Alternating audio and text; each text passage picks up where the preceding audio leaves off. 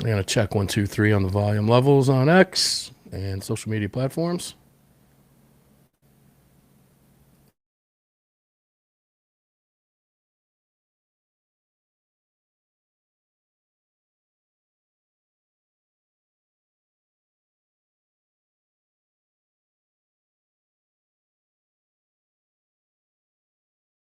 Checking 1, 2, 3, 4, 5 on the volume levels.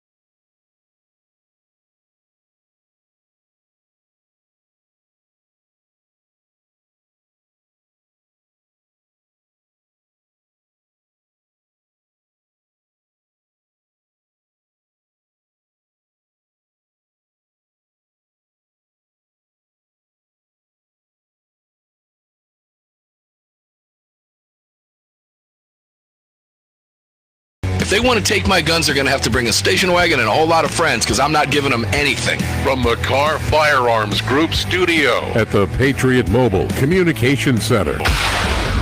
Proudly presented to you by the National Rifle Association. National Rifle Association. Here is your host of Armed American Radio, the loudest conservative voice in America fighting for your rights, Mark Walters. Welcome in, ladies and gentlemen. Armed American Radio's Monster Cast begins right now here in the Car Firearms Group studios. Mark Walters filling your prescription for freedom today and every day here in front of the CZ powerful microphone, all being brought to you from the Patriot Mobile Command Center by the National Rifle Association. Greg in Dallas, Texas, how you doing today, brother? It's been a very difficult last few days, huh? No kidding, right? Yeah, it's been rough. Sinking in yet?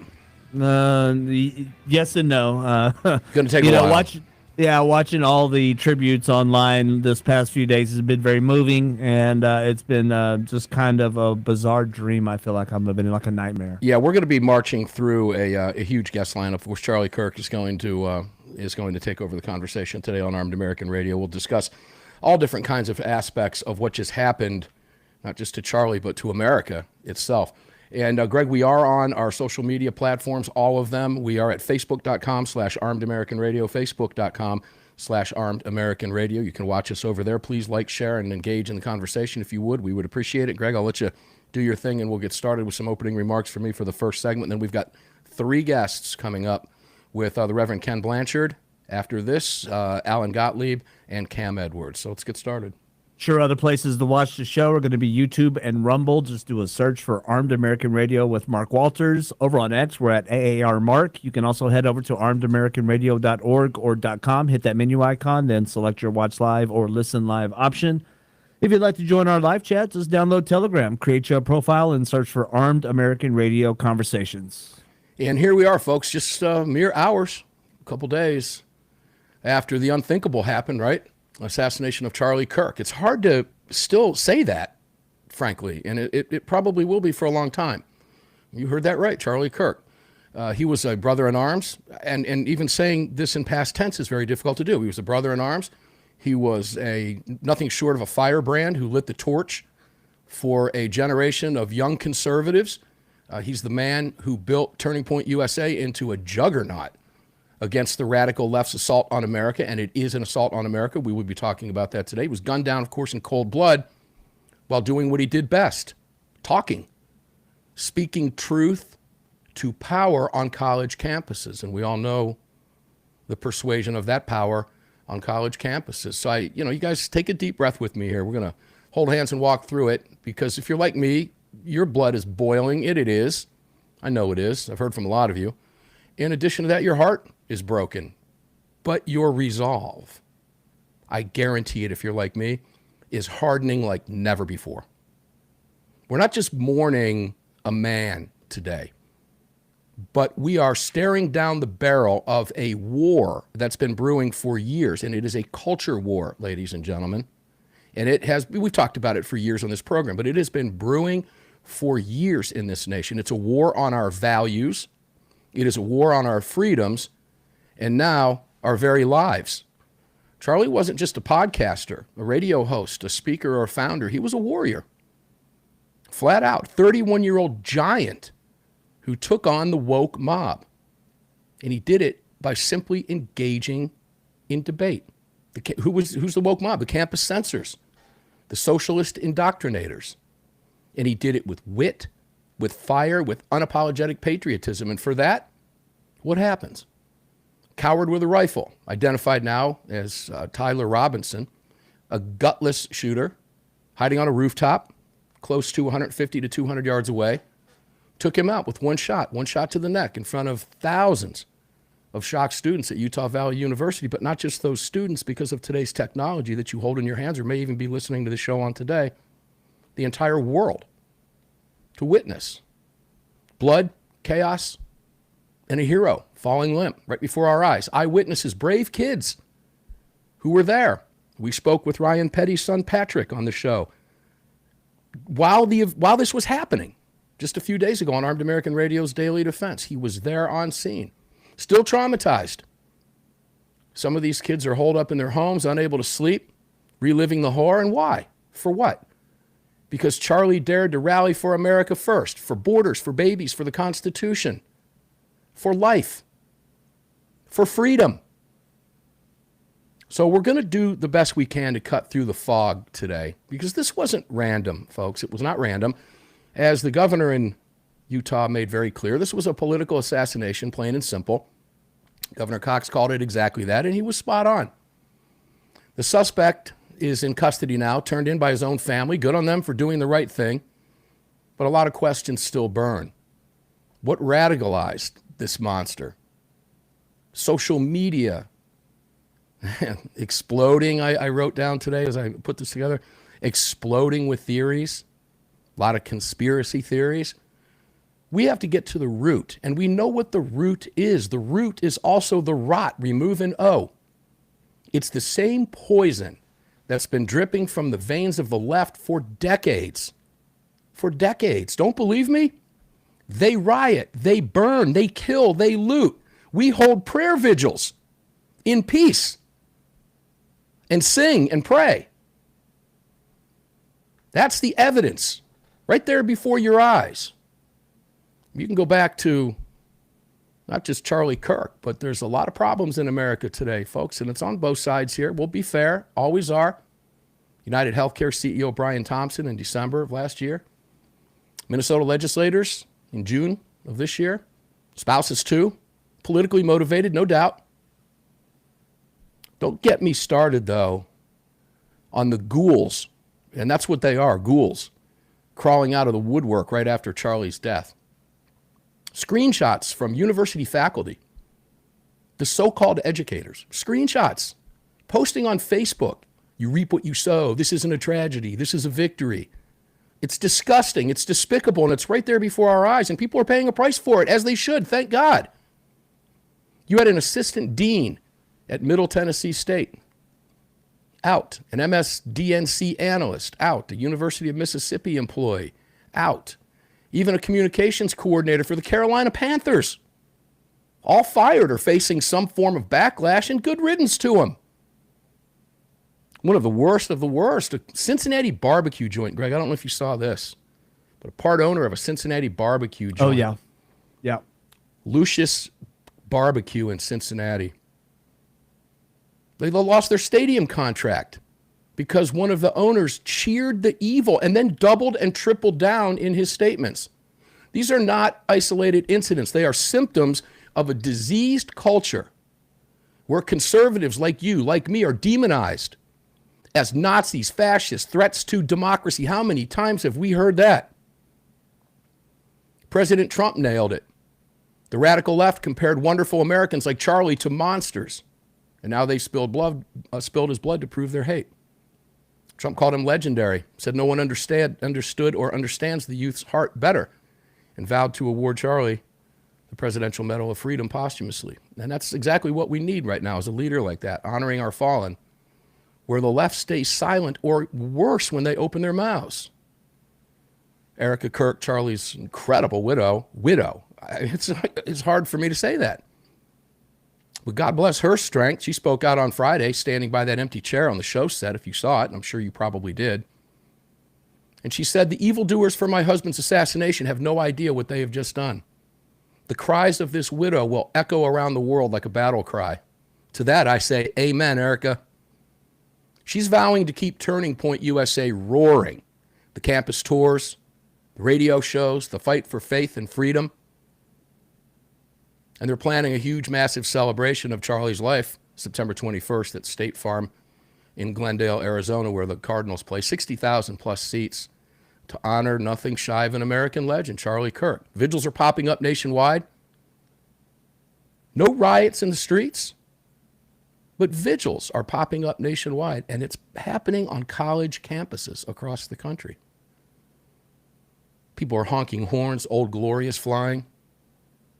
Messages of love and peace. We love you, Charlie. Charlie forever. Even in Europe, conservative groups pushed for a minute of silence in Parliament. They were shot down. 30. No pun intended. Though the elites there just stopped it. But Charlie's spirit, it's unstoppable. So some of the squishy right is saying, everybody needs to tone it down, don't inflame things. I'm going to tell you, that's baloney. This is a culture war, ladies and gentlemen. The other side won't stop ever. Know it for what it is. Understand it for what it is at its core.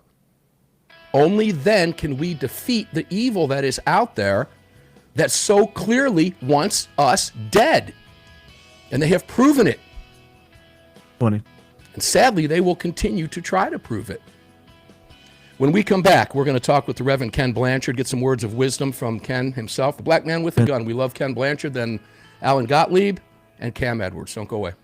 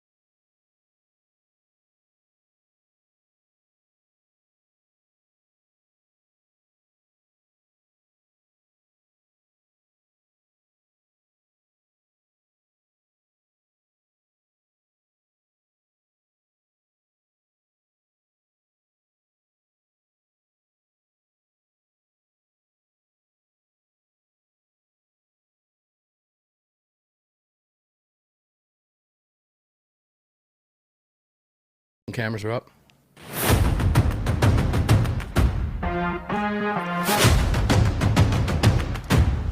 The following segment of Armed American Radio is proudly being brought to you by the National Rifle Association. Help us defend freedom by visiting nra.org/AAR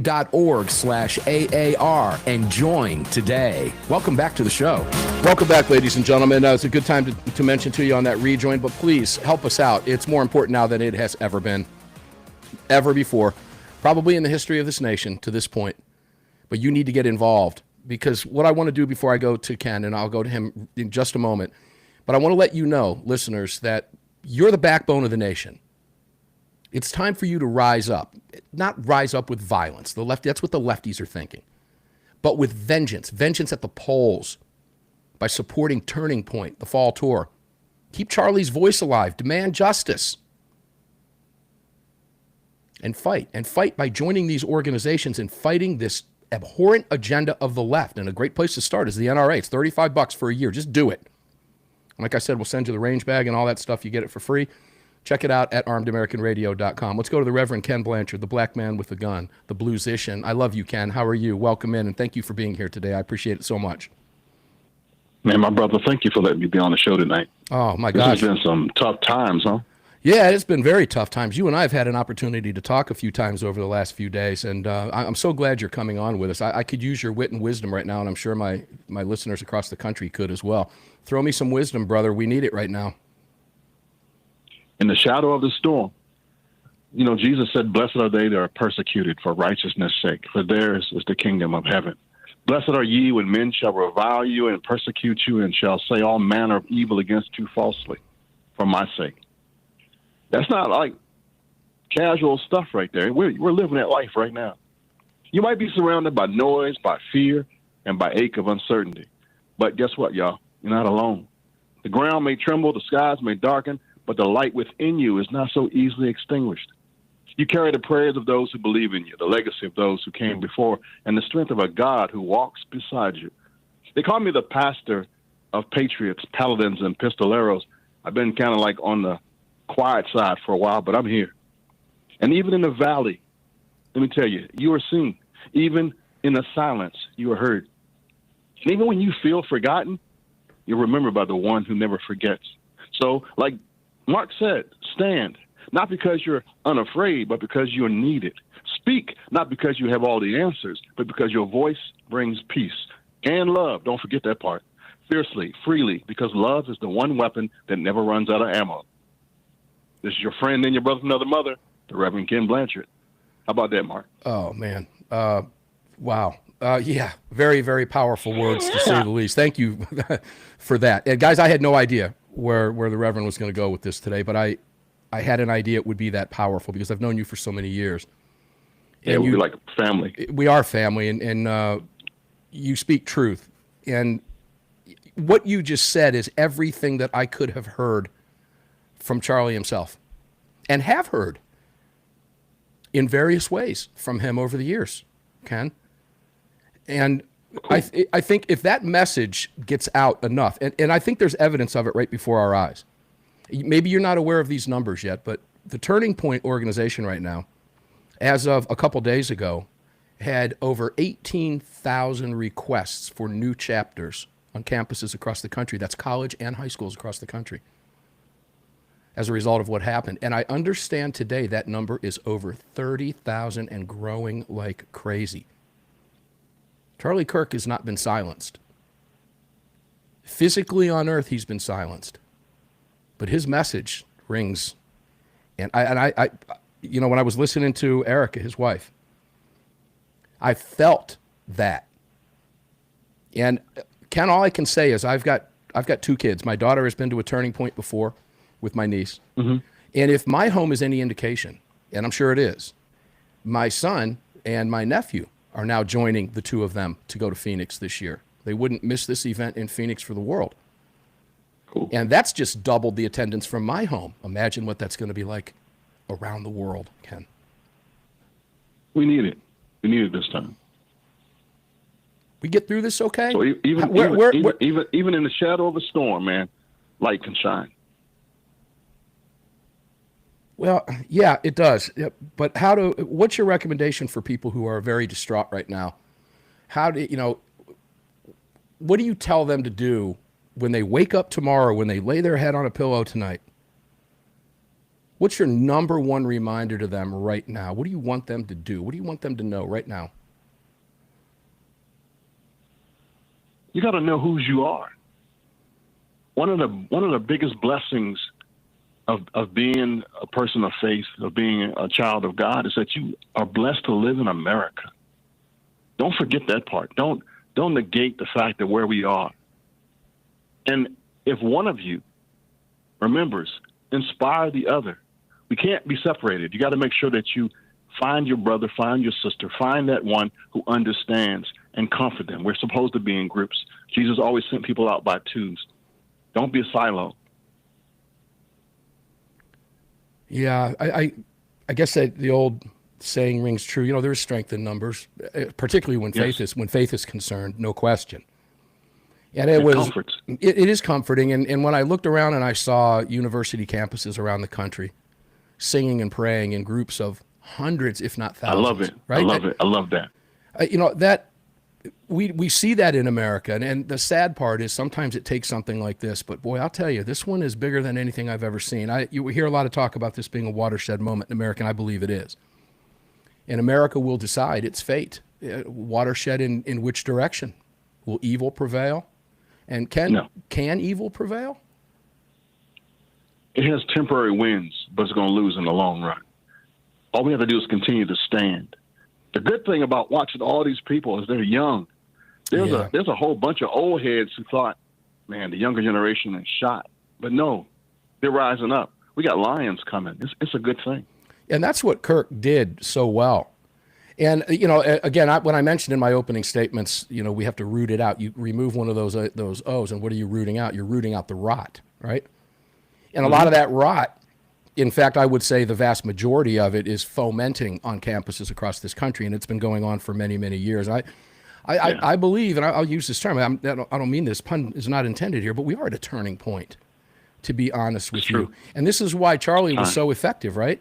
Because he was right smack at the heart of where that rot is occurring.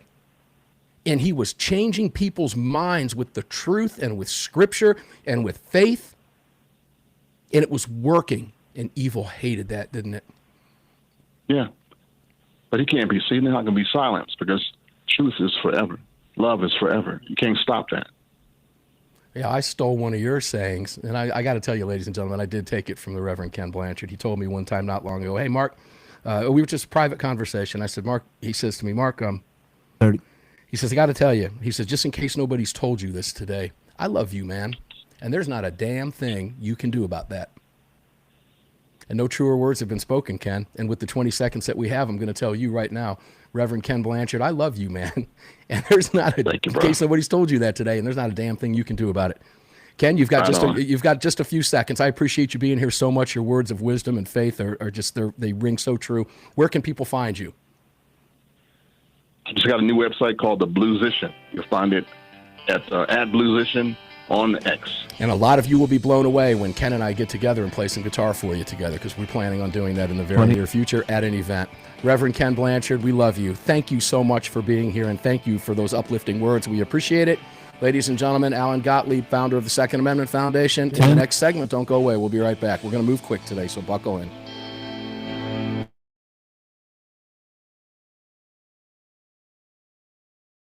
Oh, he was good. Ladies and gentlemen, I hope you like that. That's the Reverend Kenn Blanchard. He's the real deal. Known Ken for many, many, many years. I hope you enjoyed that. Hope he made you feel a little better. He did me.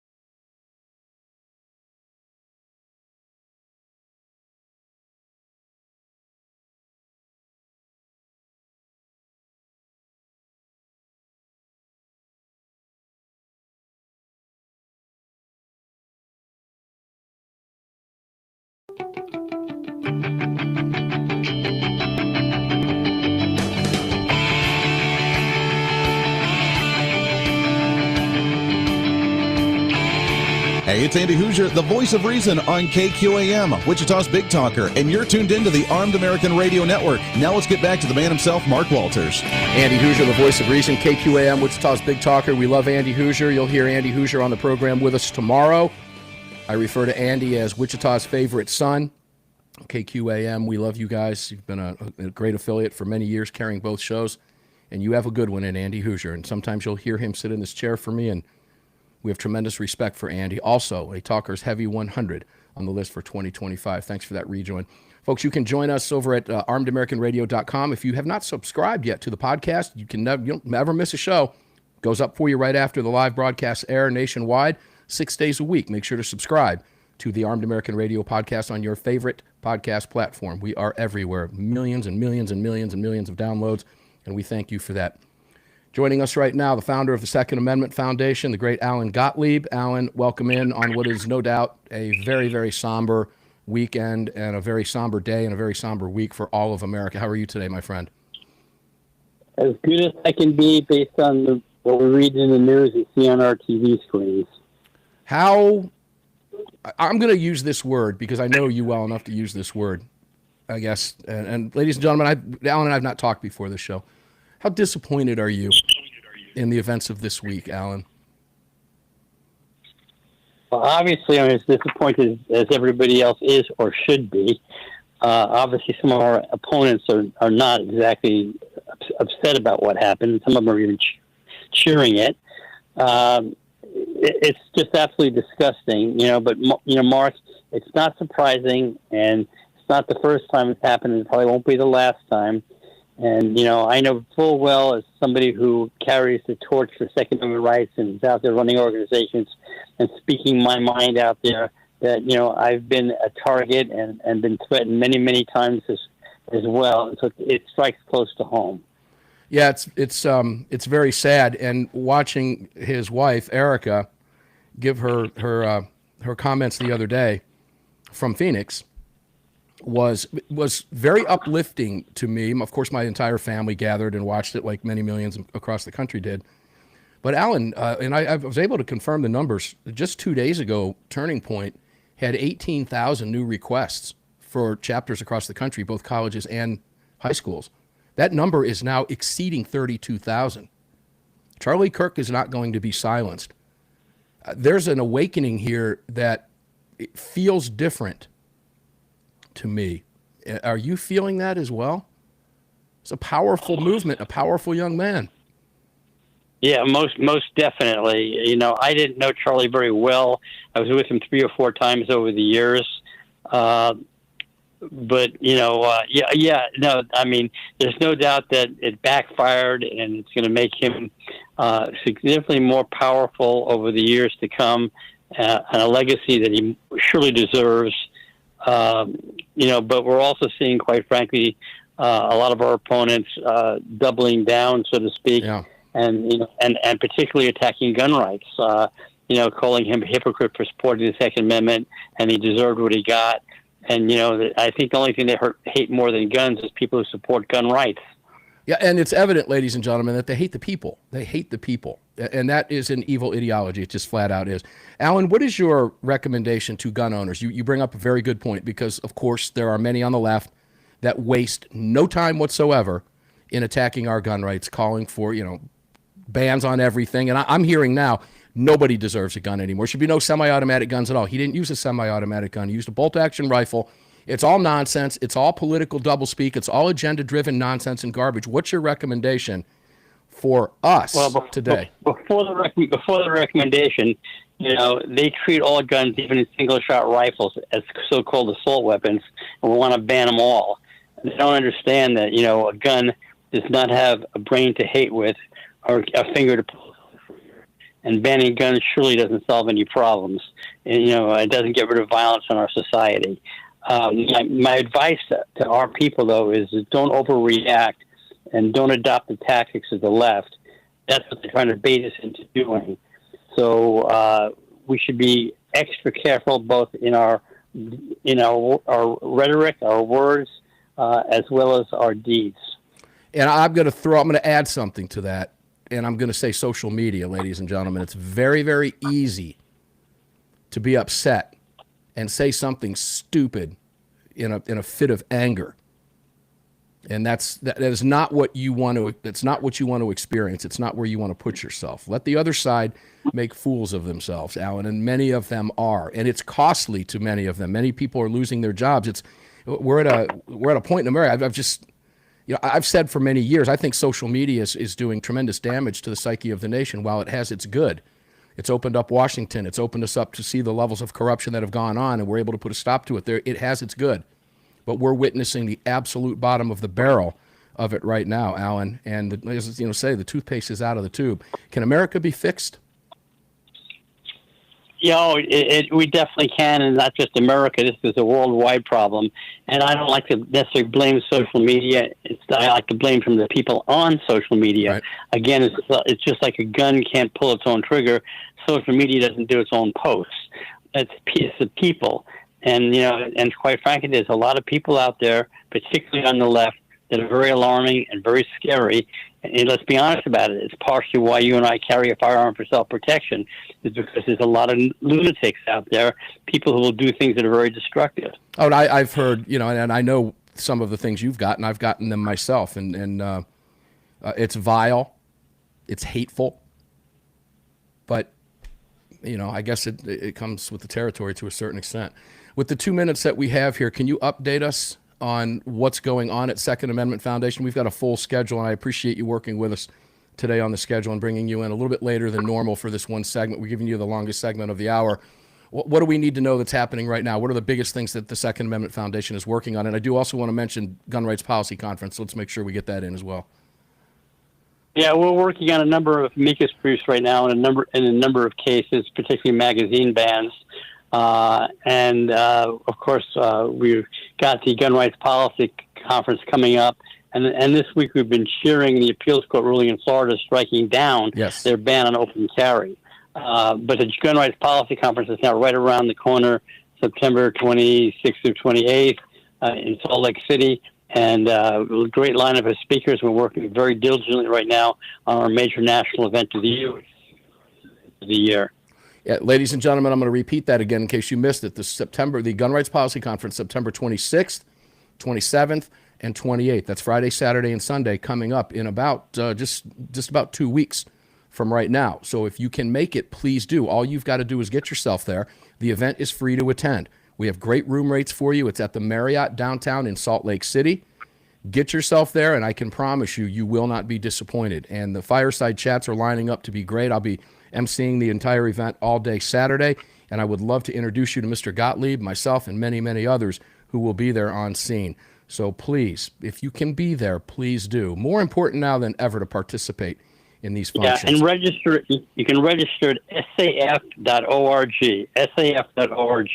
Yeah, and also I do want to point out that Second Amendment Foundation also scored a partial victory in New Jersey sensitive places lawsuit. Alan, we'll cover that next week. We don't have enough time to do that right now, but there's a lot happening at the Second Amendment Foundation, ladies and gentlemen, and I would ask that you join us by visiting saf.org.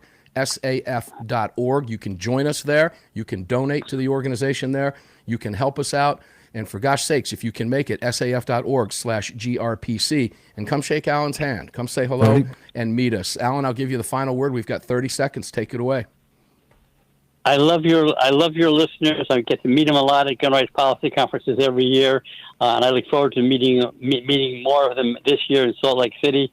You got a great, very intelligent, educated group of listeners. Alan, it's because of you, my friend. When you're not on the program, I hear it from my listeners. When is Alan coming back?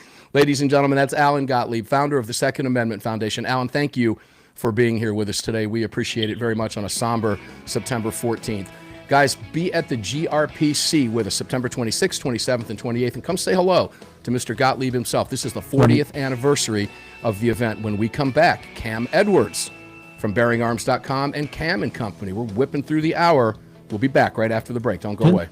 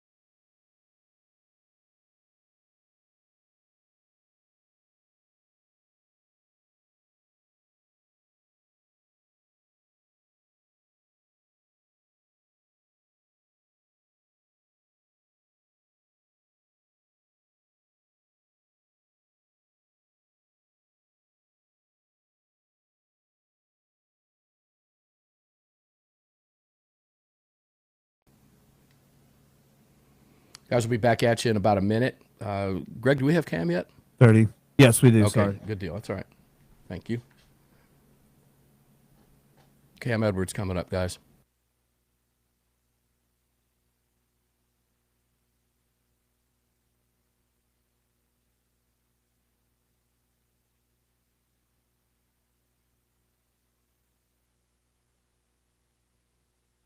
And cameras are back up.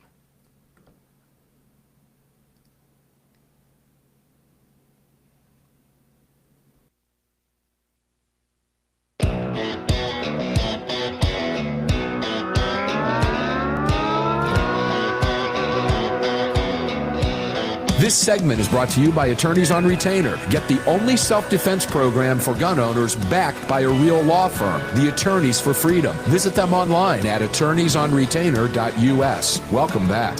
Welcome back indeed, ladies and gentlemen, the Car Firearms Group studio. Sadly, we witnessed evil on full display this past week. We know it's real. That's why we carry firearms. You heard Alan mention why the two of us carry firearms, the same reason you do. Likely, if you don't, you should consider that. Evidence is all around you that evil is real. And God forbid you ever have to use your firearm to defend yourself. The one thing you're going to need immediately is an attorney, and Attorneys on Retainer will get you covered right away. And you've got a promo code with us at AAR. AAR. It's attorneysonretainer.us/AAR. We're going to give you $50 off the $100 sign-up fee. And when it's all said and done, in about 20 to 30 minutes, you're going to have an attorney in your back pocket for $35 a month. And God forbid evil visit you, and you have to defend against it. You have an attorney. And if you do the math, I tell you this every single day, 6 days a week. If you do the math, 1 year at $35 a month is far less than the average hourly rate of a great attorney that you're going to need in your hip pocket. And you're not going to have just one attorney. You're going to have an entire firm behind you, the Attorneys for Freedom Law Group. They specialize in one thing and one thing only: securing your release and defense in a self-defense case. It's that simple. It is a no-brainer. Please, please, please take advantage of it. AttorneysOnRetainer.us, and you can find all of our great partners at ArmedAmericanRadio.com. Cam Edwards, Cam & Company, BearingArms.com, brother. Welcome in on what is probably one of the most somber days I've ever introduced you to this radio show. How are you, my friend? I'm doing okay, Mark. But yeah, this has been a week, man. What'd you think? What went through Cam's mind when you heard the news? Was it disbelief like it was with me and I had to confirm it? Absolutely. I had just gotten done doing a live chat with our Town Hall Media VIP Gold and Silver members or Platinum members, and somebody talked about, what unsettling times we lived in. And then literally like 3 minutes after I got done with that live chat, the news broke about the shooting, and I just kept thinking, these are very unsettling times. It's shock, it's disbelief, it's anger, it's grief over where we are as a country. There's not just one emotion. I think it's just this whirlwind of emotions that I think we've all been experiencing. Yeah, none of them good, No. Really, truly, I hate to, as I heard myself say that, I kind of thought, yeah, none of it's good. I'm very worried about the direction of my country. There's no question about it. A lot of people are. Alan gave us some very sobering advice. You might not have heard him, but essentially what he said in a nutshell was that we need to, on our side, our people, we need to stay calm, we need to stay cool, we need to stay collected. Don't let our anger get the best of us. Don't let our rage get the best of us. And really, I think what Alan was saying was what he didn't say, but he was saying was do what Kirk would expect or what he would have done, right? And continue to engage and do it the right way. And if the indications are what I'm seeing with the explosion over at Turning Point right now, oh, good heavens. A beast has been unleashed that the left is probably talking about in smoke-filled back rooms right now. What the hell just happened? Because they are in a world of trouble right now. Yeah, I think you're absolutely right about that. And Alan's advice is good. It's good advice. I hope that folks on the left take that advice too. I mean, I've obviously been disheartened at the number of people who were, cheering this on, who were, feigning apathy, just, refusing to recognize the humanity involved here. Whether you agreed or disagreed with what Charlie Kirk said, This was a tragedy. This was shocking. I've been heartened by, what we've heard from some folks. I mean, honestly, I never thought I would praise Bernie Sanders, Mark, but, Bernie Sanders actually had a really good take about this. And, to Alan's point about engaging, this is something that I've noticed, and I'm sure you've noticed it too, over the past, let's say, 15 years or so. We used to be able to debate gun control activists. They used to talk to us. Oh, yeah. We used to be able to sit down with them, right? And then they decided it's not worth it. I think they got tired of losing that argument. But I'm hoping that maybe this will, prompt them to come back to the table. I don't mind talking to gun control activists. I'll have that debate every day. I disagree with them, but, we're talking. Instead, they decided it'd be easier to demonize gun owners, to demonize gun industry CEOs, as we saw from, Giffords this week. Yeah, unreal. And, if we're going to start, if that's the message, right, that we need to be able to talk things out, well, I hope that the gun control lobby will heed that advice, because they're the ones, in my mind, they're the ones that stop talking. That's weird. Yeah, I would like to believe that, but I can't. I've had conversations with the head of the Brady campaign in the green room at Fox News. All right, Mm-hmm. I've talked to victims, Virginia Tech victim who was there that was running with Brady at the time, and I've had conversations with him. But they've gone so far beyond at this point. And the reason they demonize now is because they can't win the argument. Look, when you have the truth on your side, it's really hard to lose the argument, Cam. And that's what Charlie Kirk was so good at. And they hated that about him. They could not beat him on the battlefield of ideas. So they demonized him, and eventually he paid with his life because of it. I don't know that they'll I don't know. Their argument is a losing argument. And I don't know. I don't know where we go. I think when I heard Cox in Utah say this is a watershed moment, he was correct about that. It is. Which direction is it going to go? Watershed in which way? Because it can go very wrong or it can go very right. I don't know yet. I don't know either. And, I think, again, what Alan said is right. And you're saying the right things. I'm saying the right things. I think there are a lot of people who are hoping that this will be a watershed moment in the right direction. But, again, it takes two, right? It can't just be one side that decides, okay, we want to try to dial down the temperature. It has to be both sides. And that means for the left calling out those people who have, again, given up their common humanity and who have embraced that hate. That's going to lead us down a very dark road, and I hate to see us go down that road. I think we're already down that road. Again, it's not entirely up to. Well, I mean, look. Let's go to Schumer. We've definitely passed a couple of off ramps. Well, yeah. We've passed a couple off ramps. Sorry to be Schumer. You've unleashed the whirlwind, and you will pay. I mean, this is coming from the minority leader of the United States Senate, mm-hmm. who has never been held accountable for those remarks. And does it stop? Is this a 9/11 moment? Obviously not. The hatred that we've seen has been, we've all known it's there, but to see it. But now there are people being held accountable. Pilots are losing their jobs at Delta and American Airlines, doctors, surgeons, anesthesiologists, educators, because of what they're saying.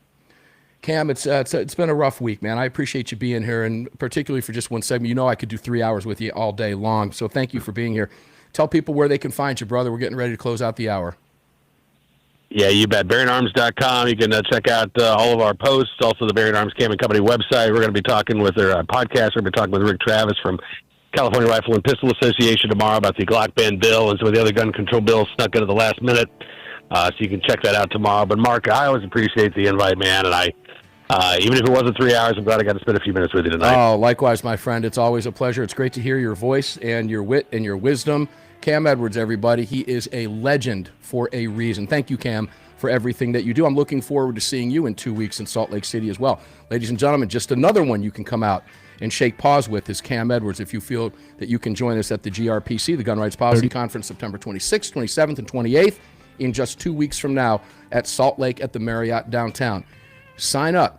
SAF.org/GRPC. Register. We'd love to see you there. Armed American Radio's Monster Cast continues. We've got a full hour, a rare full hour, with Dr. AAR Hawkins from Breitbart News to talk about all of the week's events. Don't go away. We'll see you on the flip side at 6 after.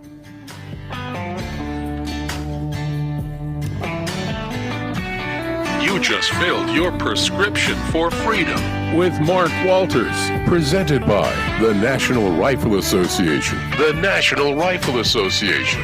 on the Armed American Radio Network.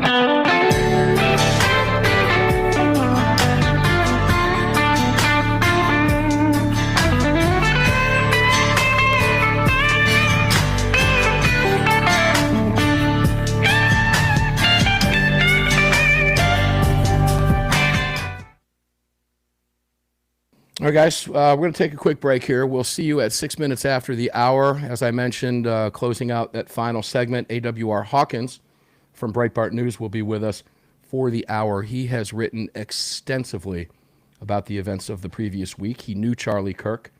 They had worked together at Turning Point. One thing you might not know, AWR Hawkins is a Turning Point ambassador, and he has sat down one-on-one with Charlie Kirk before. And he's got an awful lot to say about this. In fact, many of his writings, as late as today, were the #1 on Breitbart News throughout the week as these horrific events unfolded. So take a break and visit our sponsors if you can. Don't do any of that while you're driving, please. And we'll see you at 6 minutes after on the flip side. We'll be back with you here with AWR Hawkins from Breitbart News, 6 minutes after.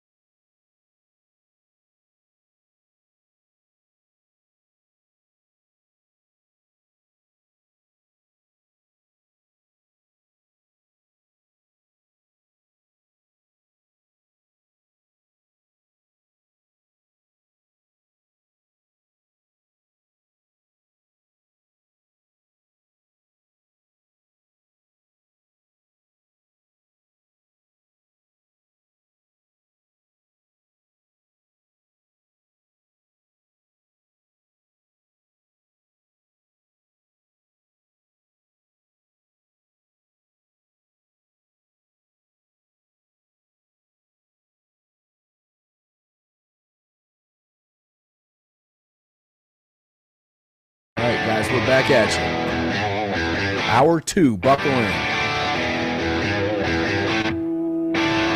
This is Armed American Radio.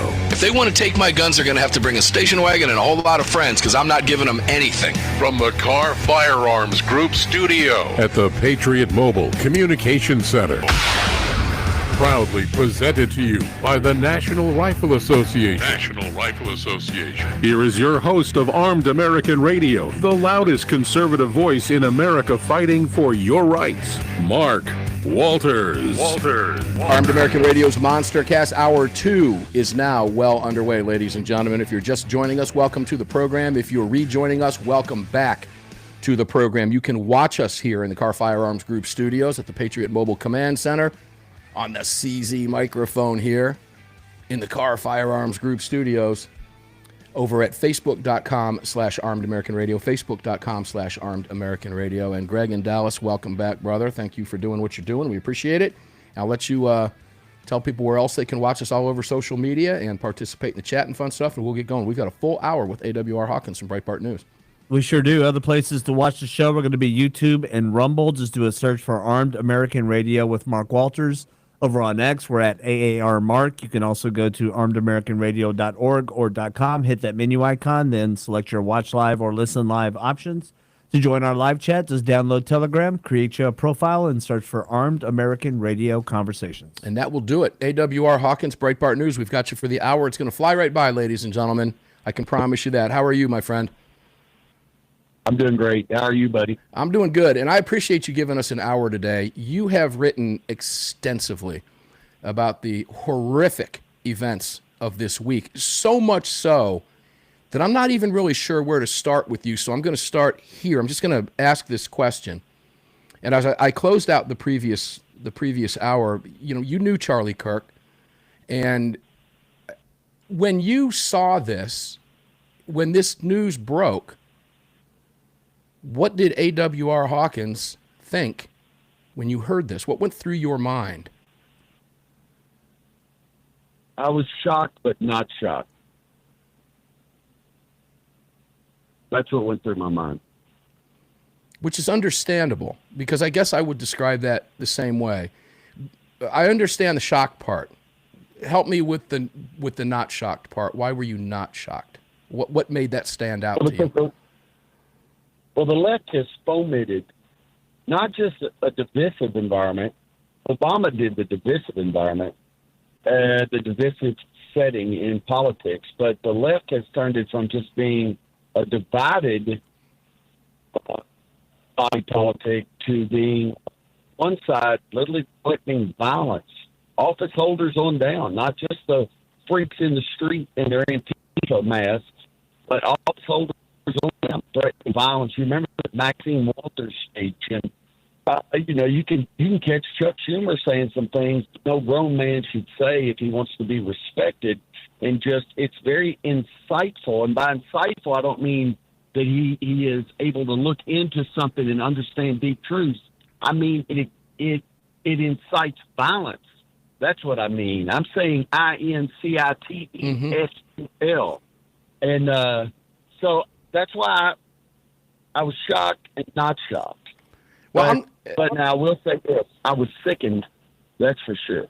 Yeah, I'm going to use both iterations of insightful, because it's also an insight into the mindset of the people saying, and in this case we'll stay with Schumer, because I threw that paraphrase quote of him on the steps of the Supreme Court, Kavanaugh, the rest of them, you've unleashed the whirlwind and you shall pay the price. That's insightful in both ways. Insightful into his brain, his thought process, as well as inciting, like you said. So he's covered both here, okay?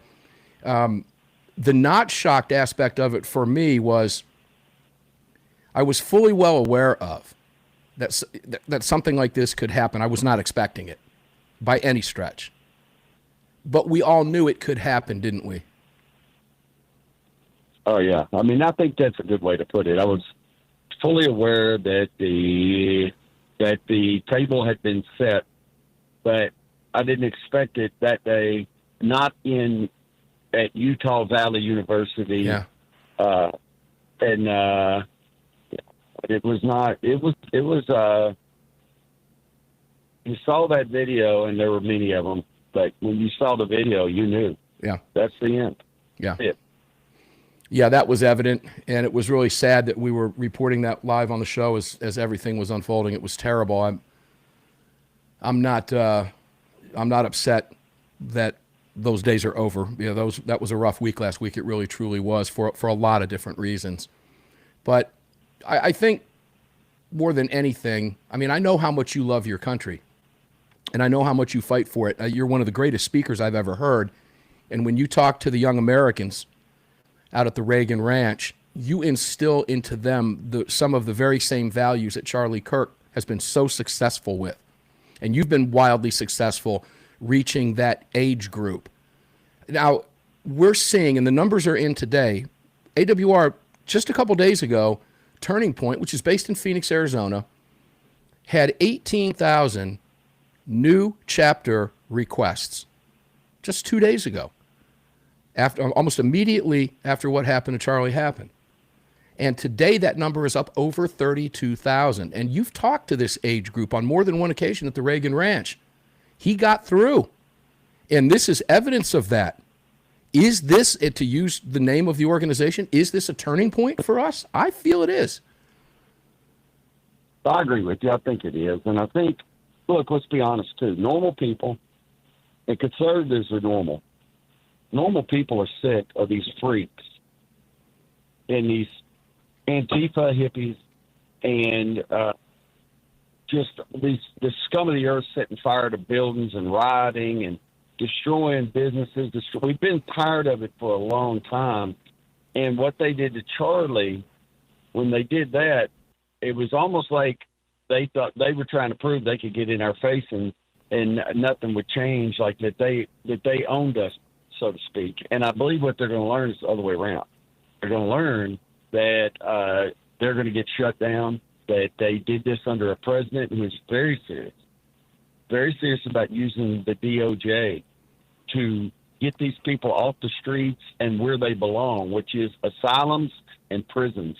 And once we get a big group of them in prison, I believe the other folks whose mouths move, their lips move when they read to themselves, those folks will get in line. And even if they don't agree with what it means to be an American, they'll toe the line because they don't like the alternative, which is the asylum or prison. It's a great point. So I hate to ask this question, but I'd be kind of remiss if I didn't.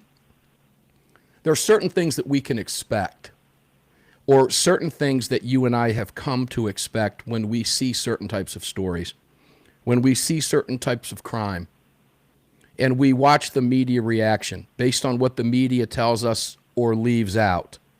We know what's coming next. It's likely we know who did this, and the media telegraphs that by not telling us who did that. When you first heard this, did you have an idea of what this was going to turn out to be? And of course, now we have the benefit of hindsight because we know. But did you think that it would turn out kind of the way it did? Well, I did think there would be a tie to the transgender community. I thought that immediately before they even said that Charlie was dead. In between that moment he got shot, and I believe it was an hour and 20 or an hour and a half later that they confirmed his death. Even before they confirmed his death, I figured there'd be a tie to the transgender community, which there is. And as you say, the lack of reporting on that possibility to only confirm there probably is, and now we know there is. Now we know his boyfriend was transitioning from male to female, and so his boyfriend was really a he. And so it opens a lot of doors in here now when you're looking at motives, but you can't look at motives without that word trans, because that played a prominent role in at least the most recent time frame in the alleged assassin's life. Yeah, and folks, just for transparency, AWR and I did talk about this right after it happened, and we were feeling the same thing. Before we knew what was happening, we had an idea, and a lot of that is based on doing this for a long time and knowing how the media is reacting or not reacting. They do telegraph that. We're getting ready to take our first break, AWR, and I know you're driving, and we appreciate you being here. We've got you for 3 more segments. Ladies and gentlemen, when we come back, we're going to go through in this discussion some of the things that Governor Cox had to say. I'm really looking forward. AWR has written extensively about this. I do want to talk about the trans issue again. There is clearly a problem here, and we are remiss if we do not address it. It has to be done, period. I want to talk a little bit about what the governor had to say in Utah. He was very prescient with his comments, and I was impressed with him. I really, truly was. It sounded like Trump was as well, too. But when we come back, we've got, as I said, we're just going to open up the conversation with AAR Hawkins. We're going to talk about some of his writings. And I can't tell you we can get to the bottom of this because I don't think we can. But we're going to do our level best to at least help you with it as well. We'll be back. Armed American Radio right after the break.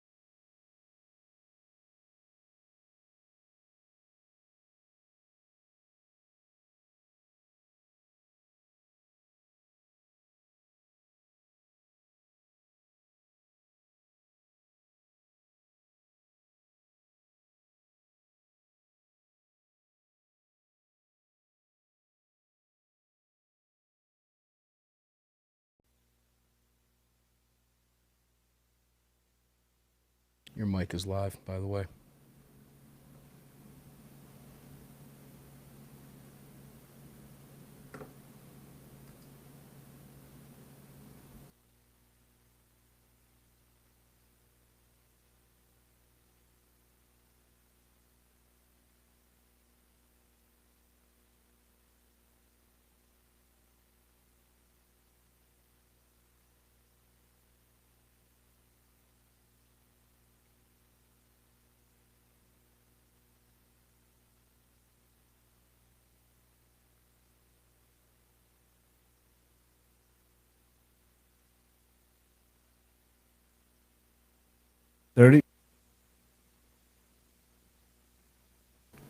Roger that. Your mic's up.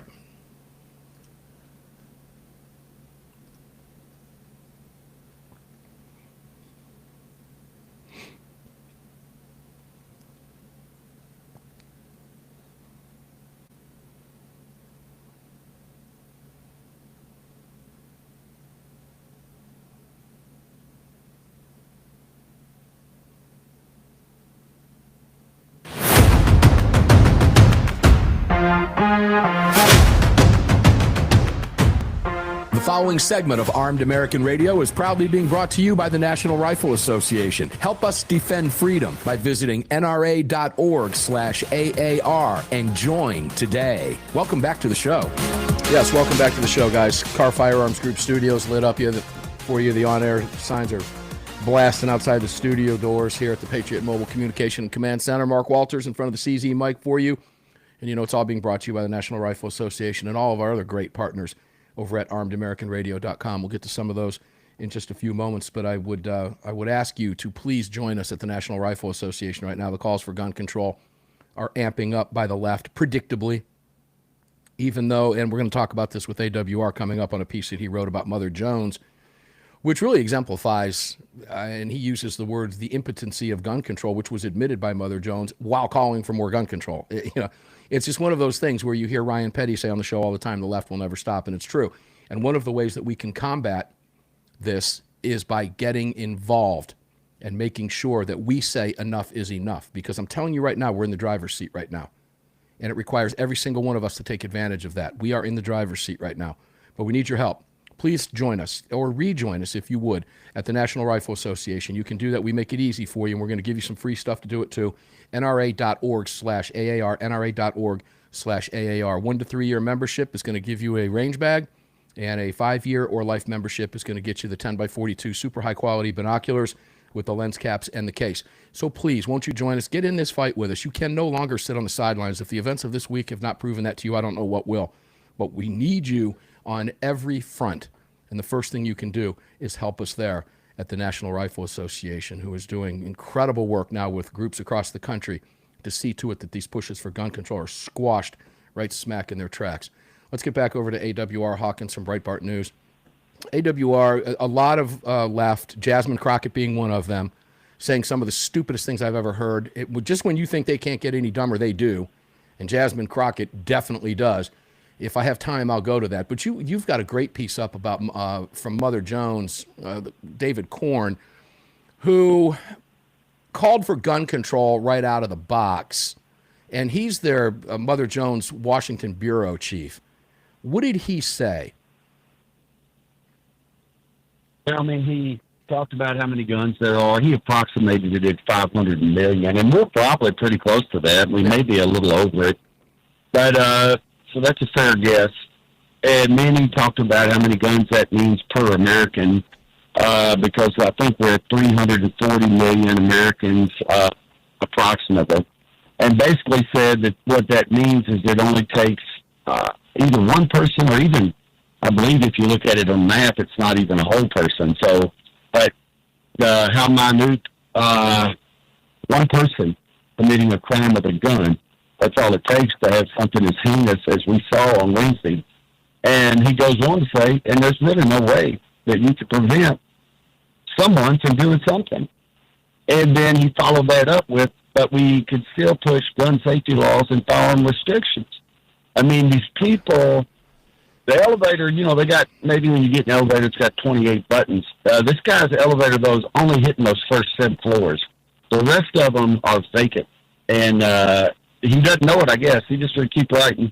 And he doesn't understand that if you look at his stuff, A, B, C, D, the D doesn't connect to the E, and the B didn't connect to the C, but he's just going to keep writing it anyway. And, you know, I do believe Korn is one of those individuals that if you could just spot him in a coffee shop, not let him know you were there, if he was reading a novel, reading to himself, you would see his lips moving. I'm pretty confident of that. Yeah, because this goes back to the, I think, and you correct me if you think I'm wrong, but it goes back to that mentality that we've got to do something.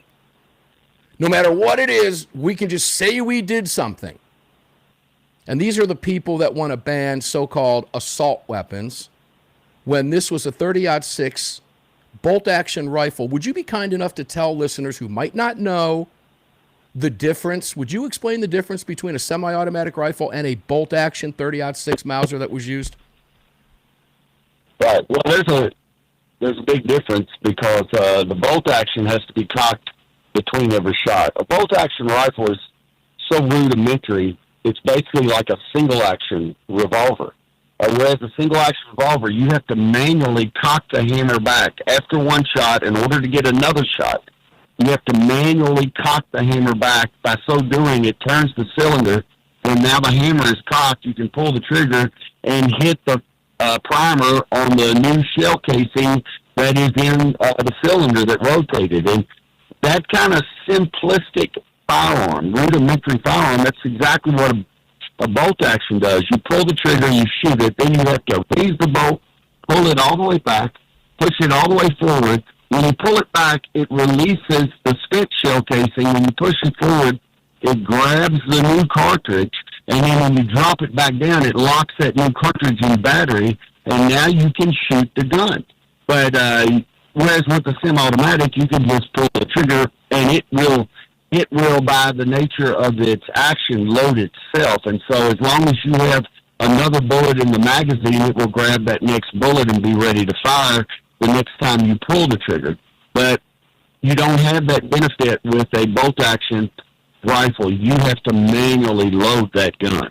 Yeah, and guys, you can watch Saving Private Ryan if you want to see examples of a bolt-action, a very popular gun in early wars. And honestly, when you hear the phrase, for example, we hear the Democrats drop this a lot when they talk about assault weapons, internal or fixed magazines.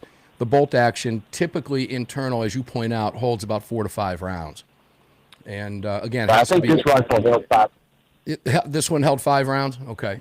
But it has to be manually operated, as AWR just pointed out, which is manually cocking it by raising, lifting, and returning the bolt to its position to spend that shell casing and then insert the new one. And that's the difference between the internal fixed magazine and a detachable magazine that you would see on an AR-15, for example. But doesn't this just scream, though, to that we've got to do something? And doesn't that just make our point for us that they are really not looking for solutions? They're just looking to do something so that they can say they did something? Well, yeah, but they're also looking to do something so they can have control. Because here's the deal. I guess the logical push, not logical, but I mean logical in their framework, would have to be a push to ban bolt-action rifles. Well, bolt-action rifles, this particular rifle being a Mauser, this rifle is designed in, I would say, 1870s, 1880s. Mm-hmm. That's how long it's been around. So you want to ban that. Literally what you would leave the American people with the option of owning is a break action, some people call it a breech action, single shot shotgun or rifle. That's about all that would be legal. If you banned this gun and everything that exceeds it in technology, you would be doing a sweep from 1880 till now. So, no, we're not going to do that. They know that. They know that what this proved, this didn't prove that there's a certain firearm technology that is dangerous, because this kid reverted to 130-year-old technology. So it's not a certain type of technology that is dangerous. It's a certain type of person. There you go. It's the individual that's dangerous. Hold on to that thought, AWR. We're talking with AWR Hawkins from Breitbart News. When we come back, again, I'm going to tell you to buckle in. We've got 2 more segments. We're going to cover some more of what he wrote about this week that were top stories on Breitbart for the vast majority of the closeout of this week. Armed American Radio's Monster Cast continues here from the Car Firearms Group studios right after the break. Don't go away.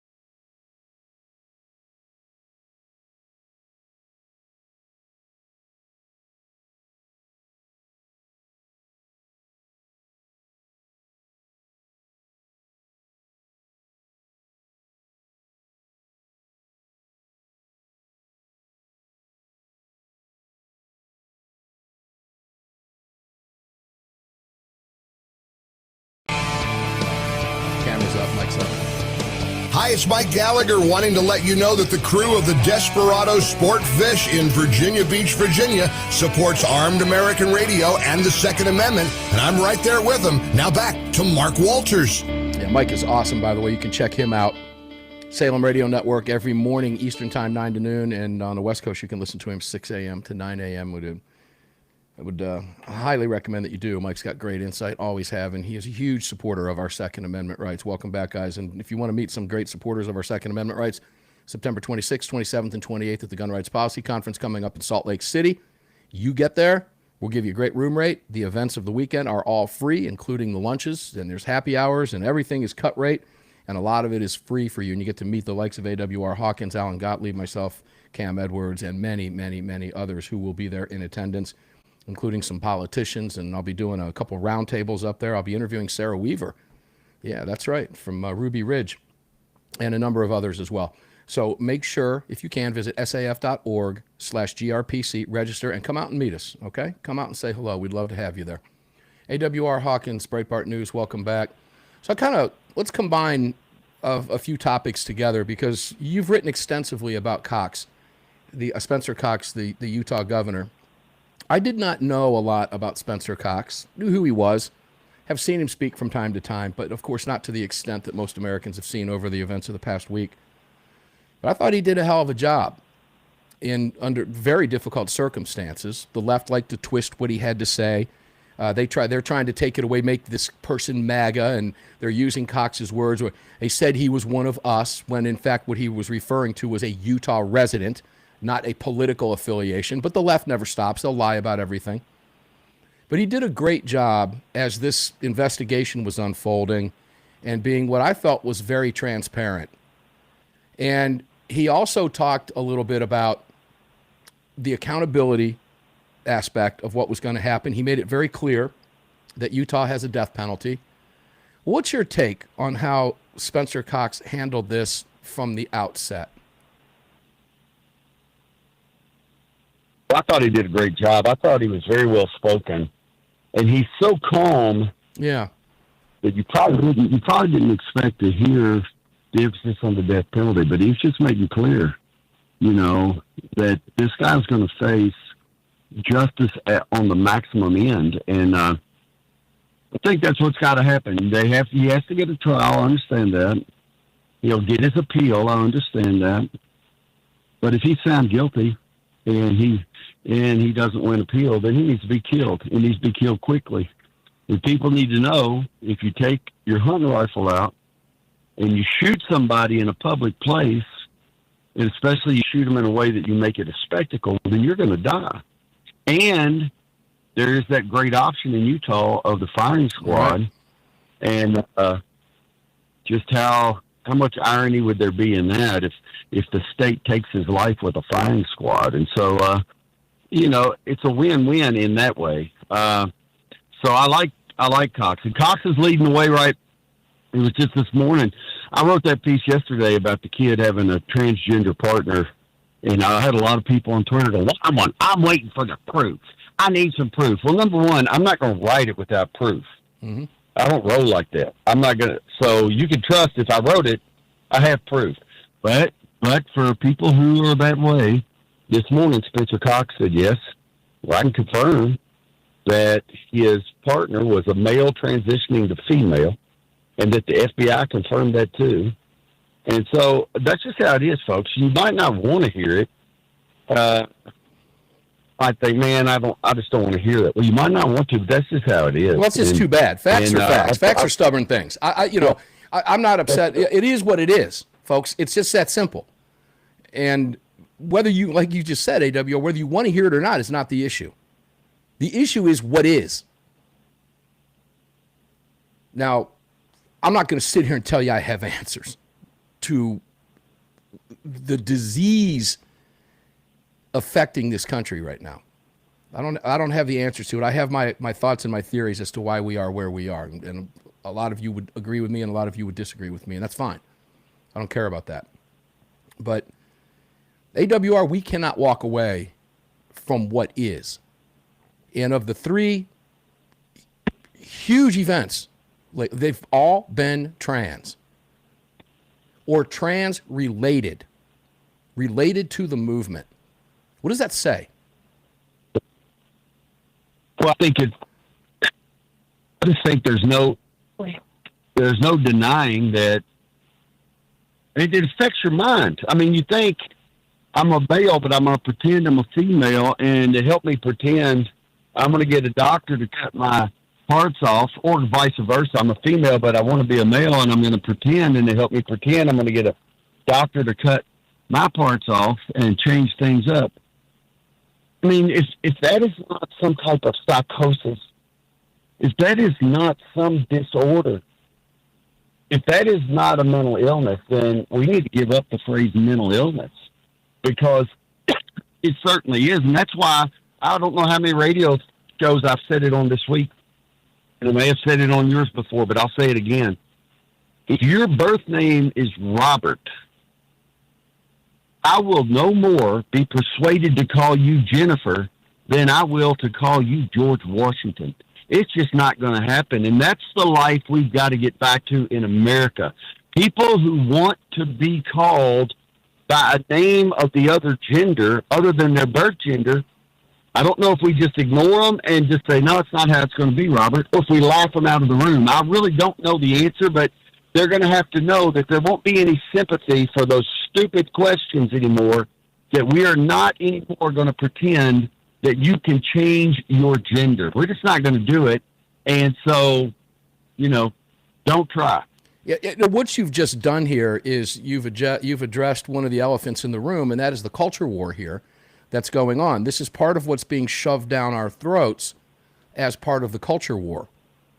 And we could take that to universities. Look, you've got a PhD, you've got advanced degrees, you've got a master's, you're in academia, you understand what's going on campuses. You were a conservative on campuses. Did you feel the left-wing push when you were moving through your schooling and into graduate work?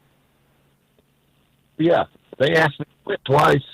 Say that again. They asked you to what? Quit twice. That was just doing PhD.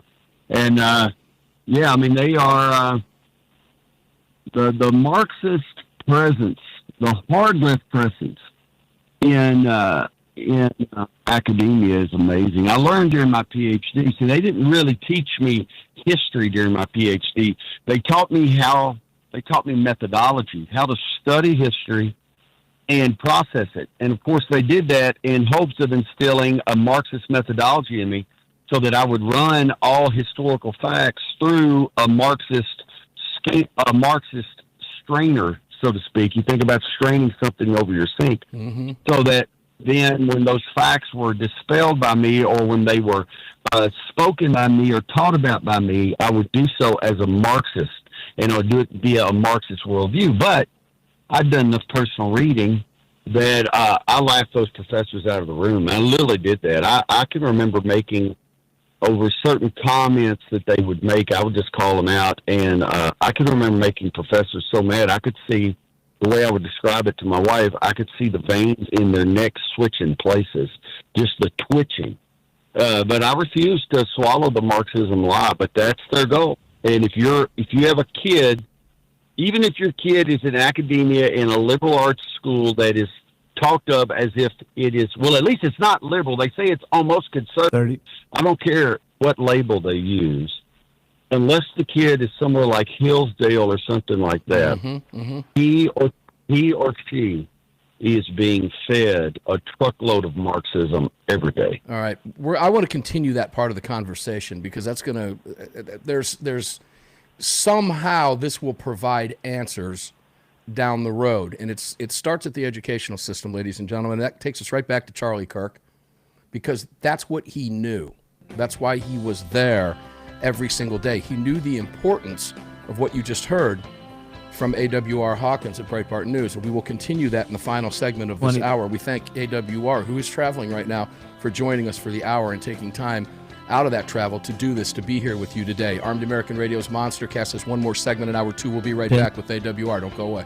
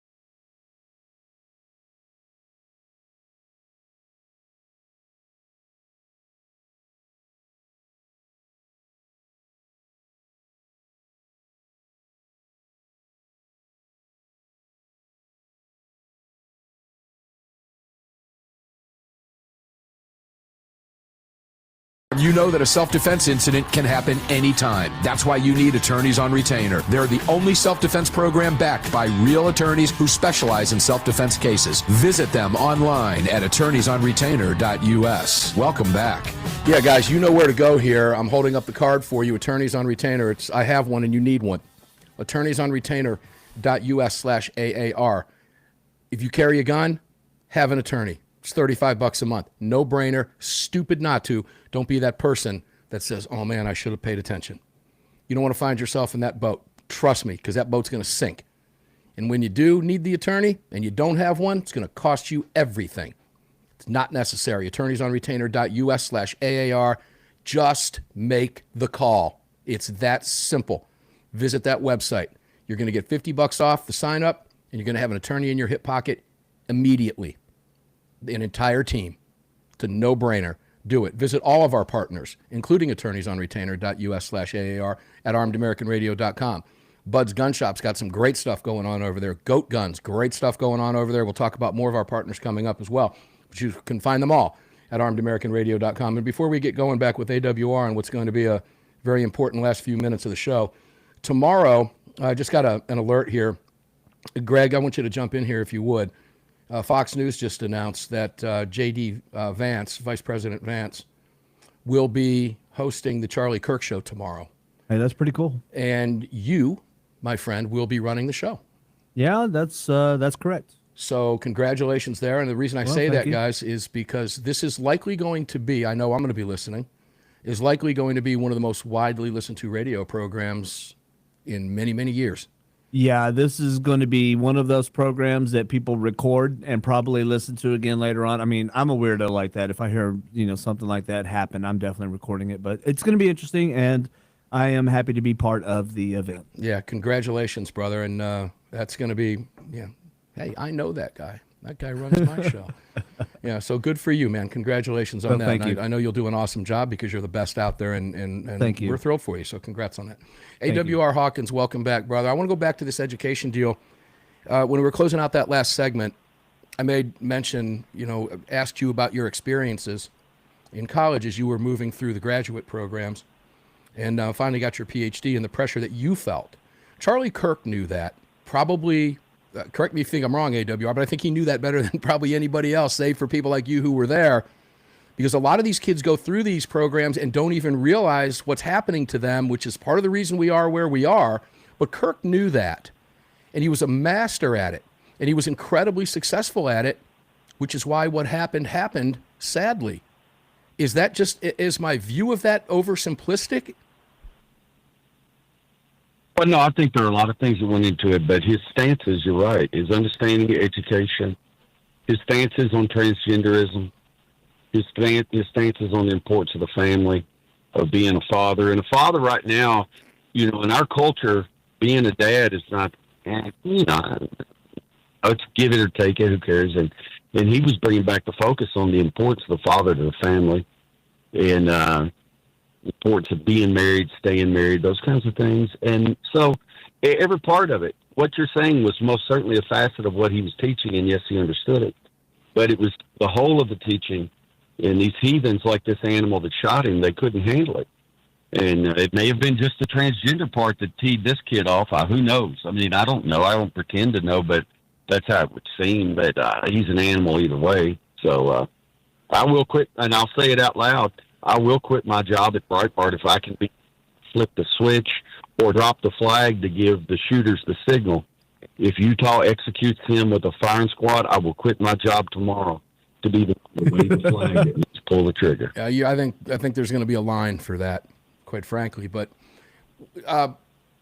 what is it that upset them so much about what is it that they can't engage in open debate with somebody? Is it because they lose the debate every time they had a conversation with him? Is it because they can't agree to disagree? Why do they have to be right every time and hate you if you prove them wrong? That it leads to this. Because they're educated. The online gaming lobbies and lounges. They're educated via Marxist, as I already said. They're educated via bumper sticker ideology. And so you don't learn in that kind of education environment. You don't learn to debate. You don't learn that, as Ravi Zacharias used to say, you don't learn that the goal in a debate is to create more light than heat. Mm-hmm. They only know the heat. And so when they get in there and they get rattled and they get in there and they're spewing their terminology, fascism, theocracy, blah, blah, blah, blah, instead of answering them, you go, define fascism. But now their whole system crumbles. They don't even know what the words mean that they're using. Their whole system crumbles, so the response is to hurt the messenger, shut him up. And that's how that works. And particularly, they don't have a response when you tell them, if I could talk to this boy, Tyler, if I could say, hey, by the way, your girlfriend is a boy. He was born a boy. He will be a boy the rest of his life. If I said that to him, he wouldn't know how, I'd be able to see his eyes. They'd be like a slot machine, just spinning. And his only response could be violence because he wouldn't have a logical response. And that's just how it is. We've got maybe 2 generations back to back that were educated this way. And it's a shame. And so Charlie was fixing that. He was fixing that. If you've got a kid that's in school, make sure they're reading classical literature. It doesn't even have to be literature that lines up with their major. It will just teach them how to think. Yeah, well, you're going into my final question for you, and that is, what is your recommendation for parents who have kids? Yeah, because look, and you and I have talked about this on air and off air many, many times. We bear some responsibility here because we didn't address it when we could have. We knew they were being spewed, this nonsense, yet we continue to send our kids there. What do we tell our kids? Do we pull our kids out of these schools? Do we find other schools to send them to?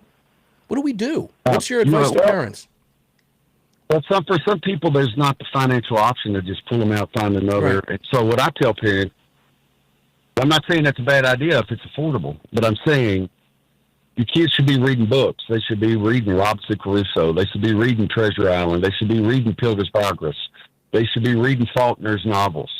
They should be reading Thomas Sowell's books, like his books, particularly on the vision of the anointed.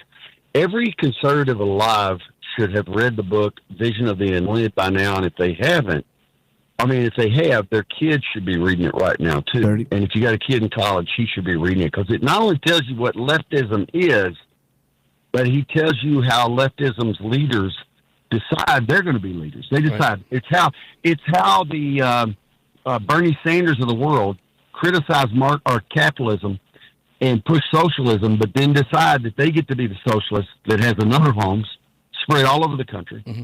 and is worth millions, if not hundreds of millions, and while all the other socialists have to be poor. It helps you understand how those socialists self-pick themselves to be the socialists who prosper, while the rest of the socialists work to keep their lights on. And so you need to read that book, Vision of the Anointed, Thomas Sowell. All right.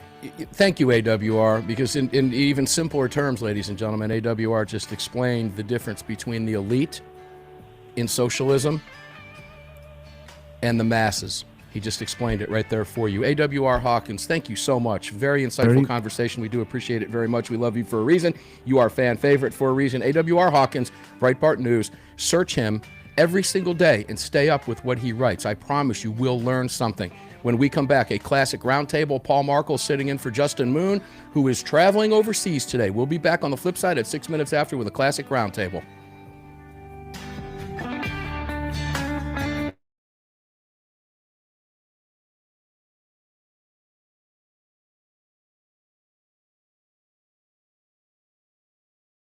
Walters, presented by the National Rifle Association. The National Rifle Association. On the Armed American Radio Network.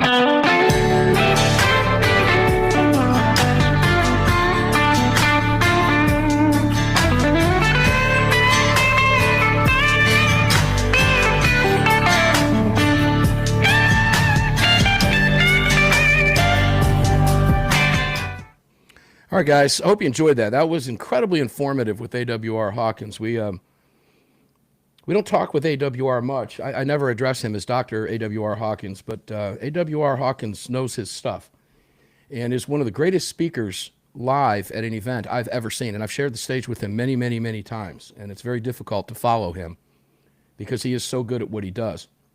And if you ever get a chance, if I can find it, I'll put it up on the Telegram and maybe get it up on Twitter for you, X, formerly known as Twitter. Some of his speeches that he gives to the youth groups at the Reagan Ranch, which are just nothing short of exceptional. So make sure to follow him on Twitter and read everything that he writes. His insight and his wisdom is the real deal, and we appreciate him being here. He gives us a lot of his personal and private time on this program every single week. And we try to take care of him on the side, things that you guys don't see, but nonetheless, he gives us a tremendous amount of time, and his wit and wisdom is very valuable to us, and I think you just saw that in this previous hour. That was fantastic. We will be back. As I mentioned, Paul Markel will be sitting in for a traveling Justin Moon, who is on his way to Taiwan, long flight. Parkland father Ryan Petty will be here, and of course Brad Premo, combat vet and former law enforcement, and founder and CEO of Lead Slingers Whiskey.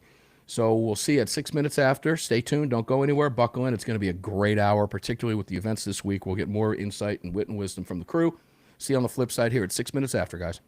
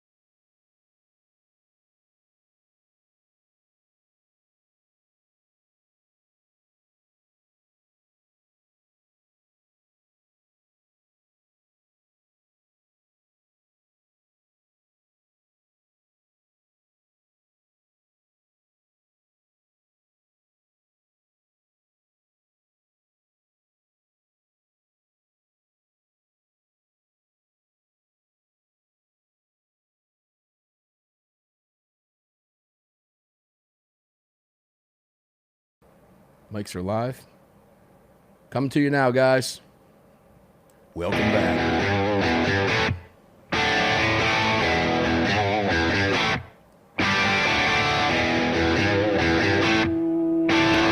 This is Armed American Radio. If they want to take my guns, they're going to have to bring a station wagon and a whole lot of friends because I'm not giving them anything. From the Car Firearms Group studio At the Patriot Mobile Communication Center. Proudly presented to you by the National Rifle Association. National Rifle Association. Here is your host of Armed American Radio, the loudest conservative voice in America fighting for your rights, Mark Walters. And here we go. Hour 3 of Armed American Radio's Monster Cast begins right now. Good heavens, Car Firearms Group Studios lit up for you. I warned you, buckle in. If you're just joining us, welcome to the show. If you're rejoining us, welcome back. Well, I tell you, that hour with AAR Hawkins, both hours were phenomenal as we're moving quick through the show today. That hour with AAR Hawkins was one of the best he's given us. It was fantastic. If you missed it, we'll have the podcast up for you shortly. You want to go back and listen to that hour with the great AAR Hawkins from Breitbart News. It was wonderful. Very, very informative, and he is just chock full of wit and wisdom, as always. And we got a good one coming up here for you now, too. Car Firearms Group Studios lit up. Patriot Mobile Command Center fired up. CZ Mike lit up. It's all brought to you by the National Rifle Association and all of our great partners. You can visit every single one of them at armedamericanradio.com, armedamericanradio.com, and we'll talk about them throughout the breaks over the coming remainder of this hour of the third hour of the show. Greg in Dallas, Texas, we're live on facebook.com/armedamericanradio for everybody. You can watch us over there. And I'll let you tell everybody where else they can watch us across social media, participate in the chat, and we'll get cracking with the crew. Yeah, sure. You can also watch the show over on YouTube and Rumble. Just do a search for Armed American Radio with Mark Walters. Over at X, we're at AAR Mark. You can head over to armedamericanradio.org or .com. Hit your menu icon, then select your watch live or listen live option. And lastly, you can join our live chat. Just download Telegram, create your profile, and search for Armed American Radio Conversations. Yeah, and before we get cracking, I do want to point out, because Fox News pointed this out on an alert I got when we were in the middle of the fourth segment of the last hour of the program. Vice President J.D. Vance will be hosting the Charlie Kirk Show tomorrow, and you just heard Greg. Greg, our producer here for many years, is the best at what he does. He's fantastic. We love him for it. Does an amazing job bringing you this show. 6 days a week he works on behalf of Armed American Radio on your behalf, and he will be running the Charlie Kirk Show tomorrow, as he does every day. And tomorrow, Greg, you'll be running those boards and everything, and running that, what is likely going to be one of the most listened to radio broadcasts in many, many years, when Vance, Vice President Vance, sits in and runs the Charlie Kirk Show tomorrow. So congratulations on that. Looking forward to listening. Thank you. Yep, just another day in radio. Another day in radio, except this one's going to be a little bit bigger than the other days in radio. So it's going to be. Tell people where they can listen to that show and what time. I think that's important. I'm sure the Charlie Kirk Show usually airs between noon and 2 Eastern time, and you can catch him at your local Salem affiliate. And you can also head on over to srnonline.com, and we've got some streaming links over there I believe you can listen to as well. And Greg will be the ones running the magic behind the boards, making it all happen. That's so correct. Again, congratulations. All right, let's go to Ryan Petty, Parkland father Ryan Petty. Welcome in, my brother. Always fun to have you here, Ryan, on what's a terrible week, but we're going to talk about it together. Great to be here, Mark. Always a pleasure. The pleasure is mine. The pleasure is mine. Brad Premo, CEO Lead Slingers, combat vet, former law enforcement. You know your stuff. You know what you're talking about. Can't wait to have this conversation with you. Brad, welcome in. How are you, brother? I'm doing pretty good, Mark. Probably better than I deserve, really. How are you doing tonight?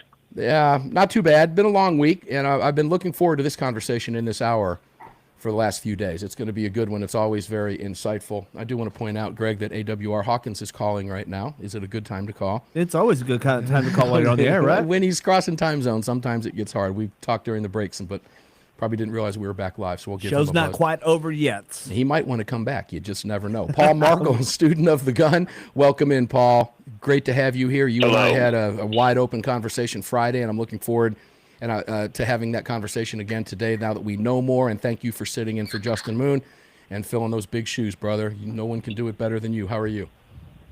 Oh, well, as well as could be expected. On what was a very difficult week. And you know the format of the roundtable. We go around the table, and I'm going to continue now with Ryan Petty. Ryan, welcome back in. You were on the show with me the day that all of this horror on Wednesday was breaking live.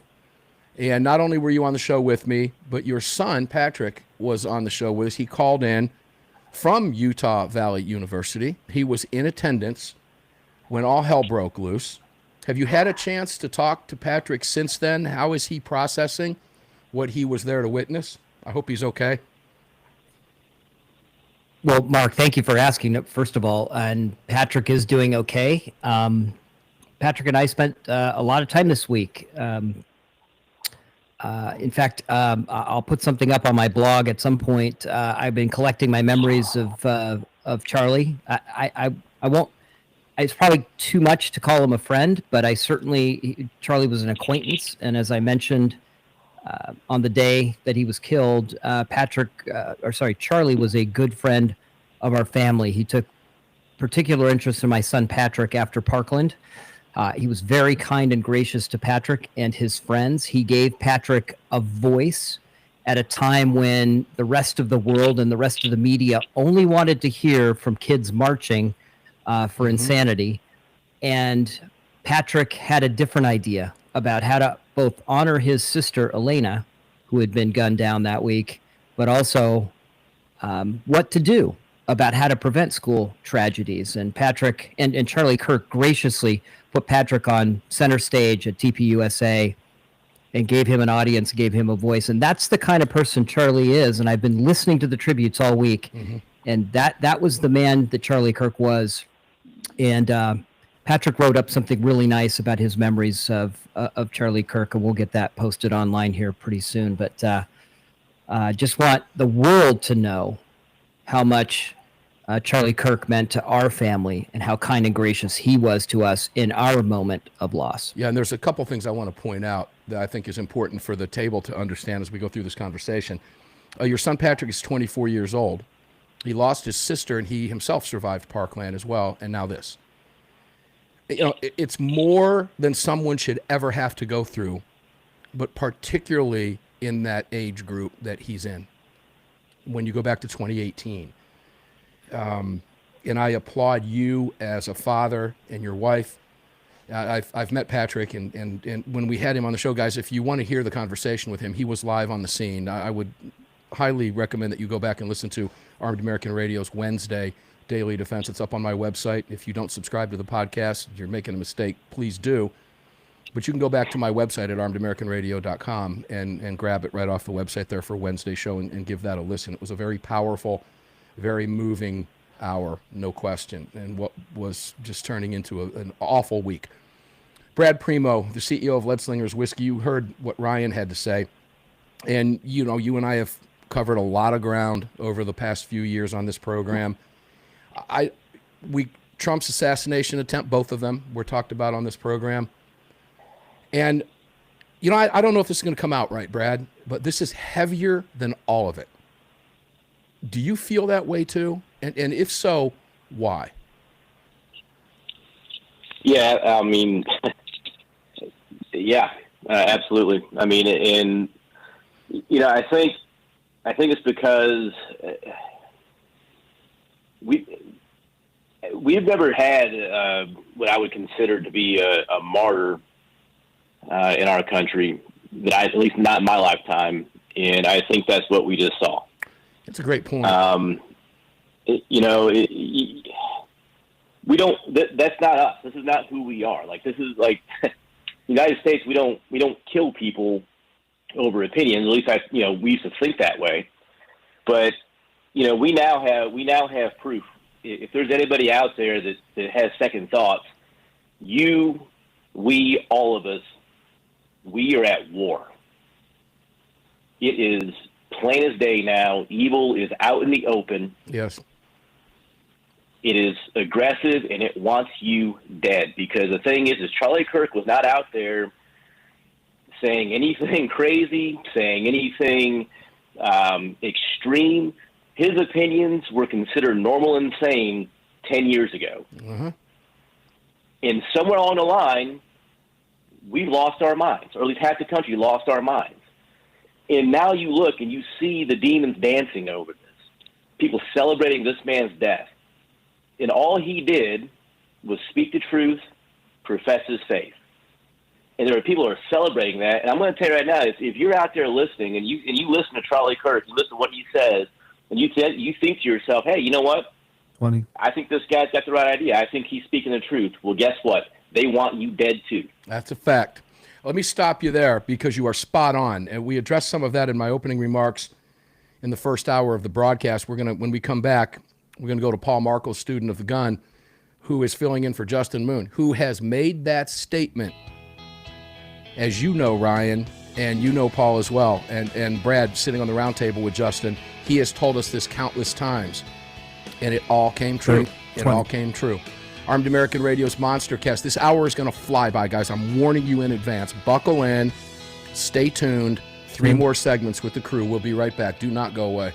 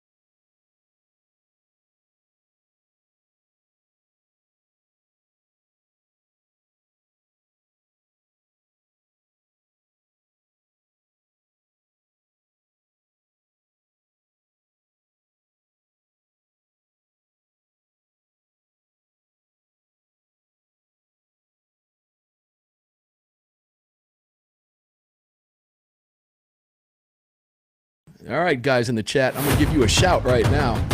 Have some fun at your expense. Live on the mic. The following segment of Armed American Radio is proudly being brought to you by the National Rifle Association. Help us defend freedom by visiting nra.org/AAR and join today. Welcome back to the show. Yeah, guys, getting involved has never been more important than it is right now, and the National Rifle Association is one of the ultimate ways to get involved, and it's real simple to do. Join or rejoin.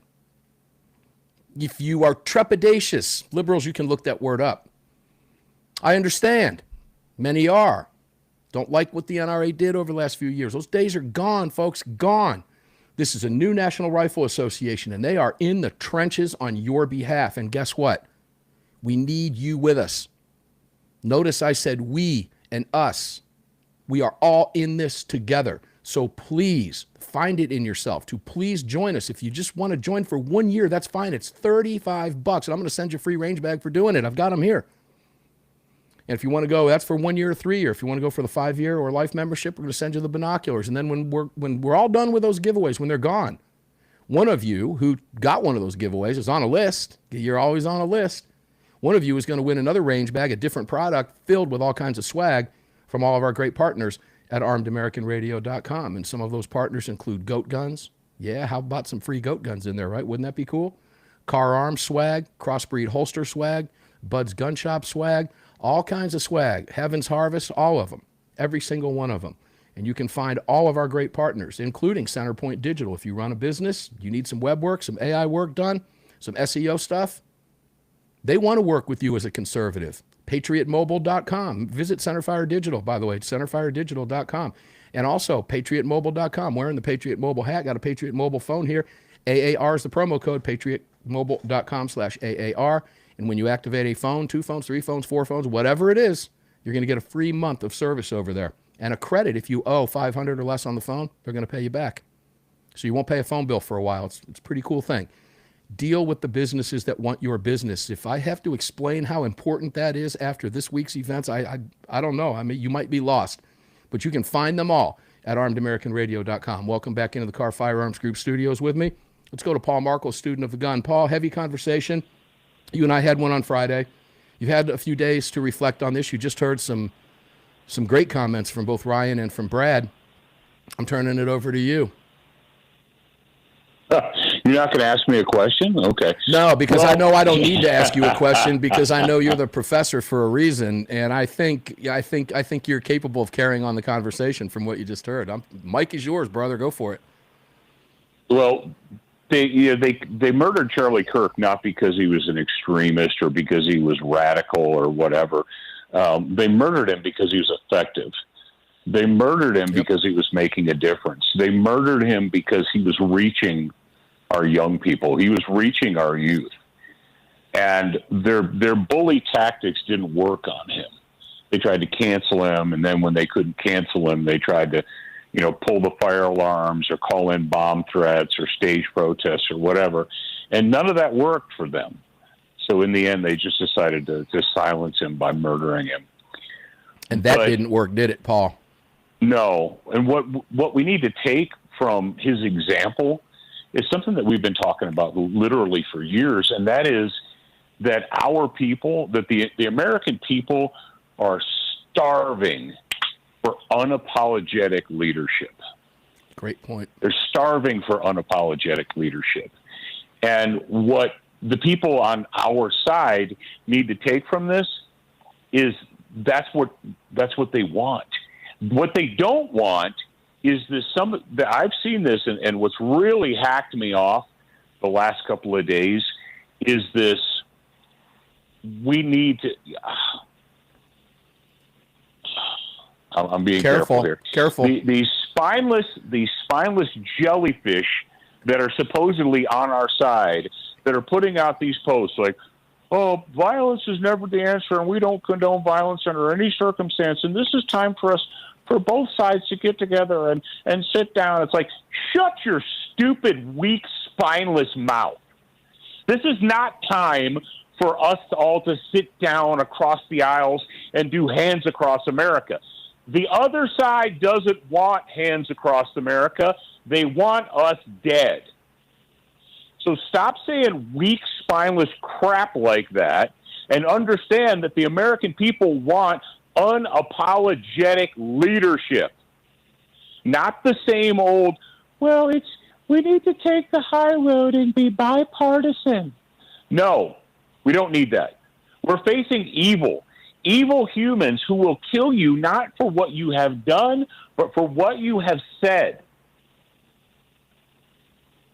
Stop dancing around it. Yeah, and this is a very real threat. No, it is a very real threat. Ryan Petty, it is a very real threat. In fact, it's so real that Charlie Kirk is dead. It is so real that, I say dozens, it's probably a lot more than that. It's only what the news is reporting, the news. Use that term loosely, Ryan. But we're seeing people, when we say they're dancing in his blood, they literally are.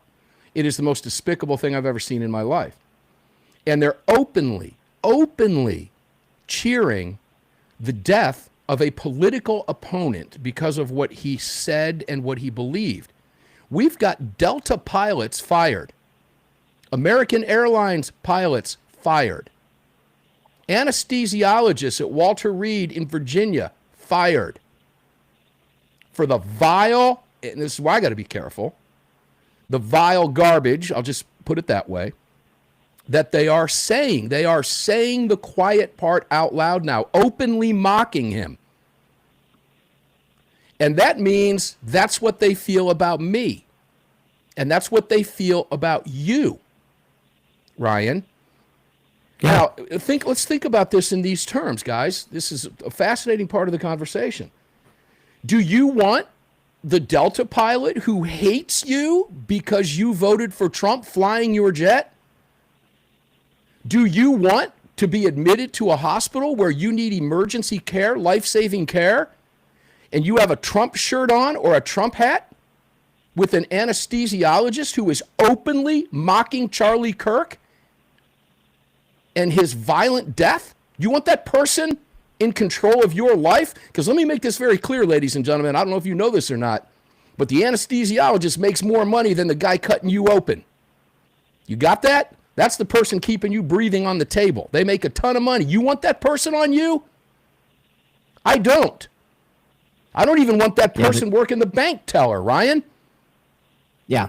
No, you draw up an important distinction here. Look, I'd love to go back to the day when I didn't necessarily care what my neighbors' politics were. I grew up in that environment. I grew up not knowing what my neighbors thought. Too right? late. It didn't matter at that point. We were all Americans first, and we had political differences. But one side, the left, has escalated the rhetoric, the violent language, the dehumanization of conservatives, broad-term conservatives, to the point that some disaffected kid out of Utah who grew up in what we can only describe as a normal home with normal parents would pick up a gun and kill Charlie Kirk. It really is a time for a reckoning in the United States of America. Right. We have a choice to make. We do, and I want to go back to you on that. The break is cutting you off, and I want you to feel, because I know you, and I know you want to finish that thought, and we're going to do that when we come back. We'll go back to Ryan Petty, and then flip it over to Brad Premo. More to talk about. It gets heavy. Don't go away.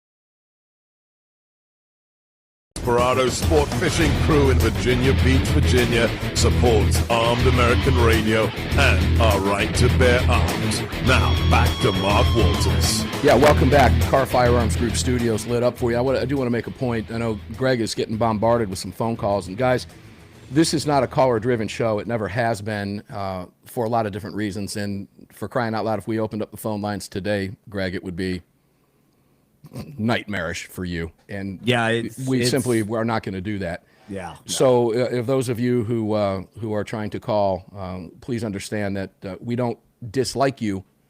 We just don't take calls for a reason because it's very, very difficult to manage this type of radio program, okay? So it's nothing against you personally.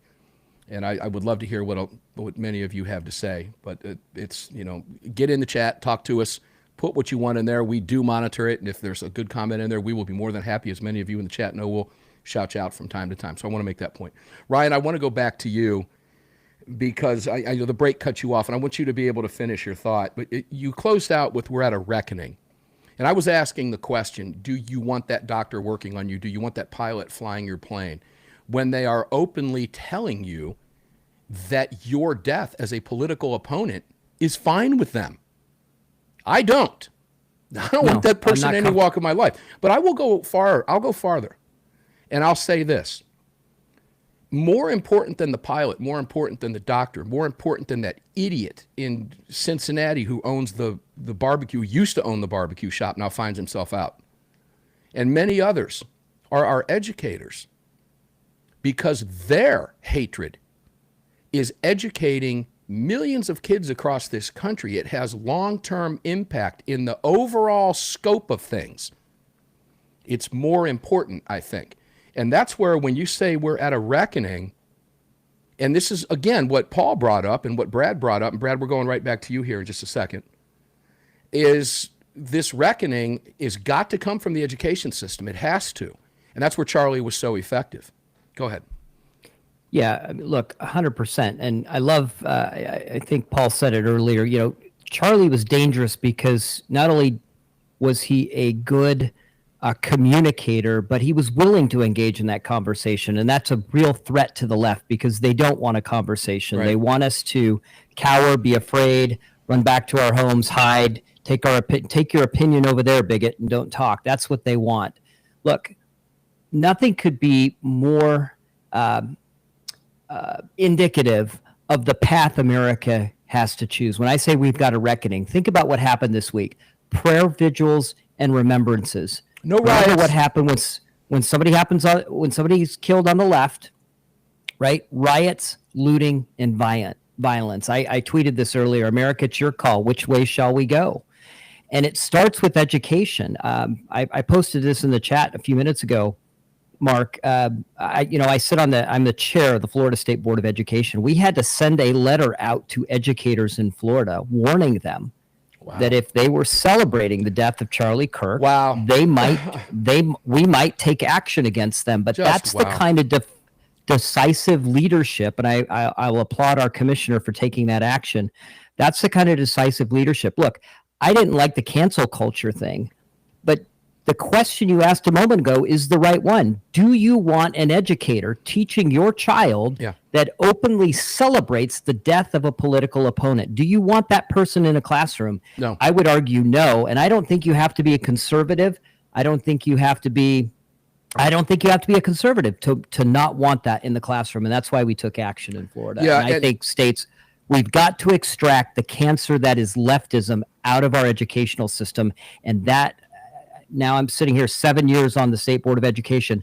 That is no easy task at this point. No, and there's a difference between liberalism and leftism, by the way, and that line is being blurred hugely over the last 10 years post-Obama. Brad, I'm going to give you as much time as you want.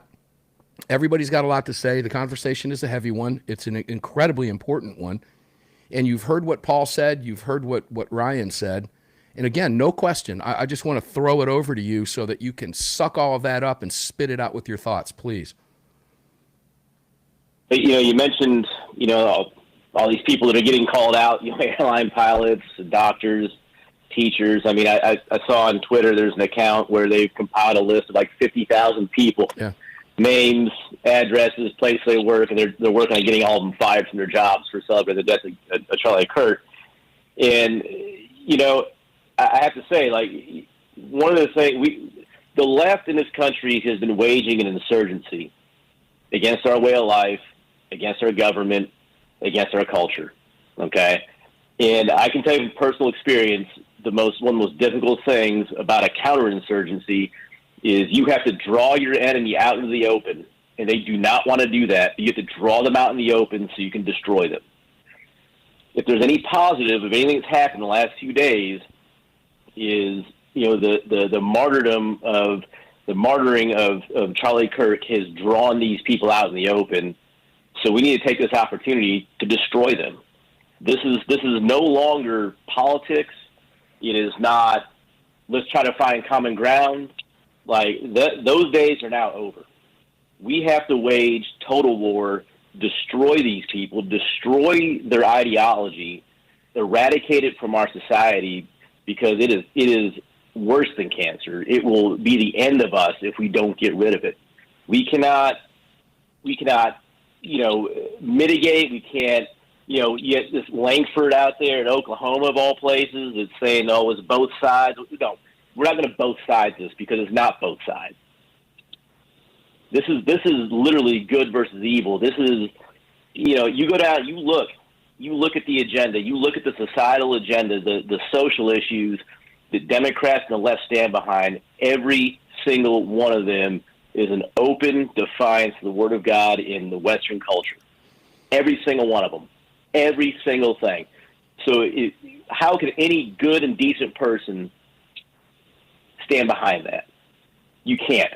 You cannot do it. You have to pick a side now. The time is now. Pick your side. Pick up your weapons, and let's do this. Because, you know, and I say weapons, I mean like your words. Right. Get involved in the church. Right. Do what you got to do your part in this culture war, because we got to win. There's no one coming to save us. There's no other place to go. We have to win. Yeah, and it's very important to point out, Ryan, the left what? The left will never stop. They will never stop, ladies and gentlemen. And if you show weakness right now, what happens in battle, combat vet, Brad Premo, when you show weakness to your enemy? What happens? You get killed. Paul Markel, student of the gun. That's it. I'll leave it right at that. And Paul, I want to point out what Ryan's discussing about not, you know, I believe me, cancel culture. We make our living on the First Amendment here. There's nothing worse. This is not cancel culture. Okay? It's not cancel culture to eradicate someone who literally hold your life in their hand, that hates you, who took an oath. This is not conjecture. All right, ladies and gentlemen, and for those of you, I didn't tell you what trepidatious meant, conjecture. Let me give it to the liberals who don't know what it is. But it's drawing or forming an opinion based on incomplete information. This is not conjecture here, Paul. These people have openly mocked this man, and that is what they want for you as well. When they mock his death, they mock your death, which means they're happy you're gone. There's no conjecture there whatsoever. We're not basing that opinion on an incomplete belief. It's real, Paul. Go ahead. No, we need to, on our side, we can't affect what the other people do. And other than to hold them accountable, other than they're like roaches and we're shining the light on them right now. And they're as like roaches do, they're scurrying. But from our standpoint, from the people that are supposed to be on our side, the people that are supposed to be on our team, we need to expect more from them. We need to expect more from them than this namby-pamby, well, this moral relativism. You know, it's like, well, there are people on both sides that it's like, shut up. I don't want to hear that. I don't want to hear that. And I really appreciate what Brad said about insurgency. Hold on to the thought. We're going to go back to Paul Markel, student of the gun, when we come back. Everybody at the table has an awful lot to say, ladies and gentlemen, and we have one segment left. We will get you as much information from this amazing crew as we can with the time that we have left on today's Armed American Radio's Monster Cast from the Car Firearms Group studios. Remember, it's all being brought to you by the NRA, and we'll be back right after this.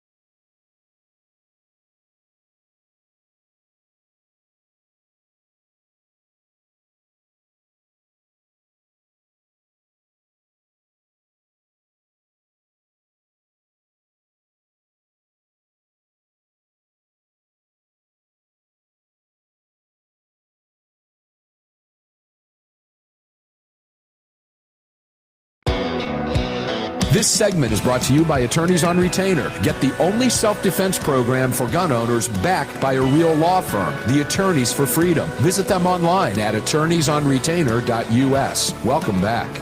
All right, guys, final segment. Armed American Radio's Monster Cast here, 3 hours, whipped right by in the Car Firearms Group studios. Mark Walters filling your prescription for freedom today and every day. Heavy conversation during the 3 hours broadcast on this CZ USA microphone at the Patriot Mobile Ranch. No doubt about that.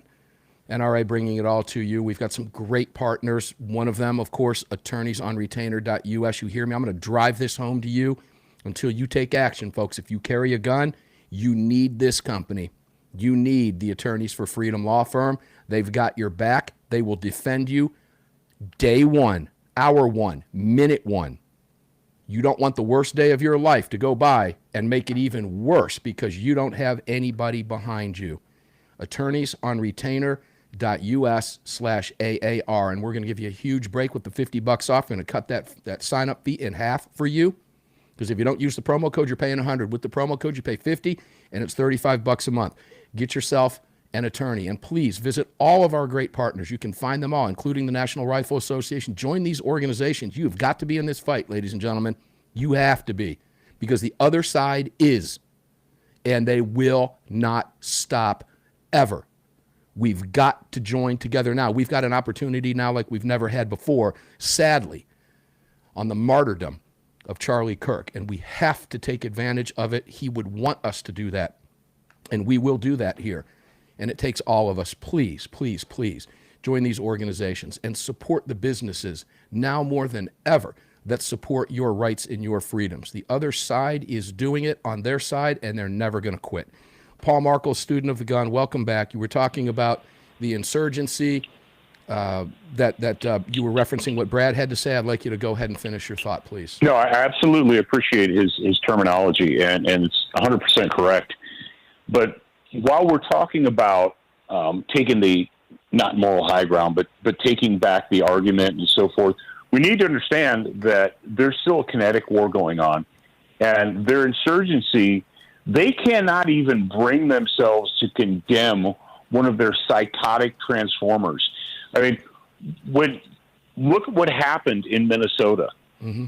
They had the psycho transformers out. They were more concerned that we were going to offend the memory of the murderer than they were about the murdered children.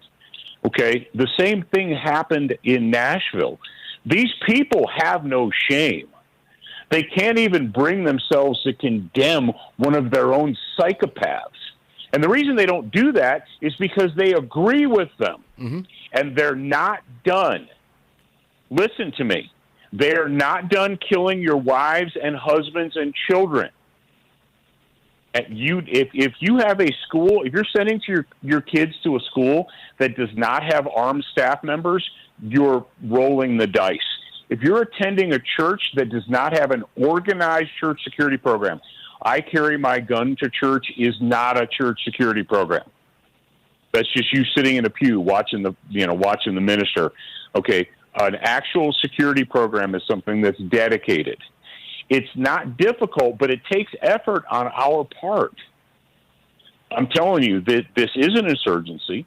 We are at war. They are at war with us, and they're perfectly willing to kill us and then run for cover and laugh about it behind their feelings. Laugh about it. Let me say something about the church, Theo. I'm going to be at. I'm Catholic. I was born and raised Catholic, and I'm going to be at a Catholic mass. I missed church because of work today, but I'll be at mass on Wednesday at 9 a.m. And when you talk about that, I'm always armed. And while I'm in church, guess what? My back is to the entrance of the church. Yeah. Okay? And you're right. All right? Folks, you got to start thinking about these things. You've got to start thinking about these things, Paul. Great insight. Ryan Petty, you famously say the left will never stop, and we're going to continue to use that because it is so true. And today's conversation throughout the entire program, not just here in the roundtable, I think has highlighted for us just how important it is that we realize and understand that the left will never stop. And I did mention briefly that there's a difference between liberalism and leftism. And I would, I had thought about reaching out to Katie Pavlich today. She put a post out on Instagram. I don't know if you saw it, Ryan, explaining the origins of this ideology and the indoctrination going back into Chicago, back into the 60s, and talking about the Weather Underground and other things. And I would love to bring her to the show. And, I know she's working on Fox News tonight, and I didn't even bother reaching out to her today. But I intend on doing that this week. And I would highly recommend, ladies and gentlemen, if you have an Instagram account, go watch Katie Pavlich's 4 minutes. She did something that she never does, and she put out about a 4 to 5 minute explanatory post on the origins of this horrible ideology and what it is doing to our country. And it was the most articulate explanation, Ryan, I have ever seen. And I will likely play some of it on tomorrow's Daily Defense for people to hear. But I cannot stress enough, Ryan, that and it all goes right back to what you just said. I heard your words when I was watching her post. The left will never stop. And she explained it incredibly well, and you've done the same thing. What do you say? Look, I look forward. I'll go check it out online shortly. But I think, just based on your description, look, I think it goes back far beyond the Weather Underground in the 1960s. It goes back to Woodrow Wilson. This is an ideology. Right. Oh, yeah, at least to there. But this is an ideology that is rooted in envy, jealousy. It's willing to do whatever it takes to win. Hatred. This is the antithesis of the Christian values that the United States was founded on. And what we're seeing here is literally good versus evil fighting. And I love Brad's analogy of this. We're fighting a counterinsurgency. This as counterinsurgents, this is, in fact, the way we have to think about this. Now, that doesn't mean we're taking up arms. It just means we've got to do the things that a counterinsurgency would do. And Charlie was doing one of those things, which was to go out and engage and draw them out. And now we've seen them. Now we know they've come out of the woodwork. They're whether they're teachers or doctors or police officers or whatever, they've come out and they've let us know who they are and what they think. And that should be a warning to everyone. We are in an existential battle for the country and for America. And I don't want to be hyperbolic. Like they're hyperbolic on the left about the world's coming to an end if we don't all put solar panels on our, roofs and things like that. But my point is, freedom is fleeting. And if we don't defend it, this great experiment that is our country is going to end, and it's going to end in tyranny. And we've got to recognize that and stop playing nice and start doing the things that we have to do to protect the freedoms that we were given by God, our creator, and codified in our Constitution. Not according to Tim Kaine. Government creates those rights. And Mike Johnson gave an amazing speech at the Kennedy Center today in Washington, D.C. that referenced not Tim Kaine's speech, but where our rights in fact come from. Brad, I want to give you the last 10 seconds, man. I got to get to you. Wrap it up for us. 10, 15 seconds. Go for it, brother. You know what? We've got to put some steel in our spine, our heart in our heart, and just trust God, but we're going to win. We're going to win. We're going to be all right. But we're going to break a few eggs on the way, but we're going to win this. Yeah, and the battlefield, ladies and gentlemen, is the battlefield of ideas. And we're going to pick up where Charlie Kirk left off, sadly. And we will win, as you just heard from Brad and the entire crew. Thank you, Paul Markel, student of the gun. Amazing insight today. Ryan Petty, you as well. And make sure to say hello to your son, Patrick. Hope he's doing okay after that experience in Utah. And Brad Premo, we love you guys. Thanks for your wit, wisdom, and insight. Guys, we're coming to the close. Enjoy what's left of your day. Stay safe. And we're going to do this all over again tomorrow because they don't want us to. Gotta go. Prescription for Freedom with Mark Walters. Presented by The National Rifle Association. The National Rifle Association.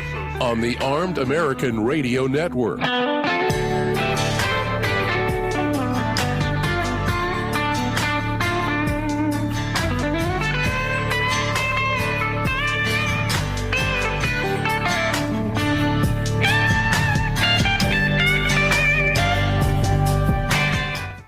Okay, guys, phenomenal show today. I hope you enjoyed it as much as we enjoyed bringing it to you today. Very, very heavy stuff, but very real.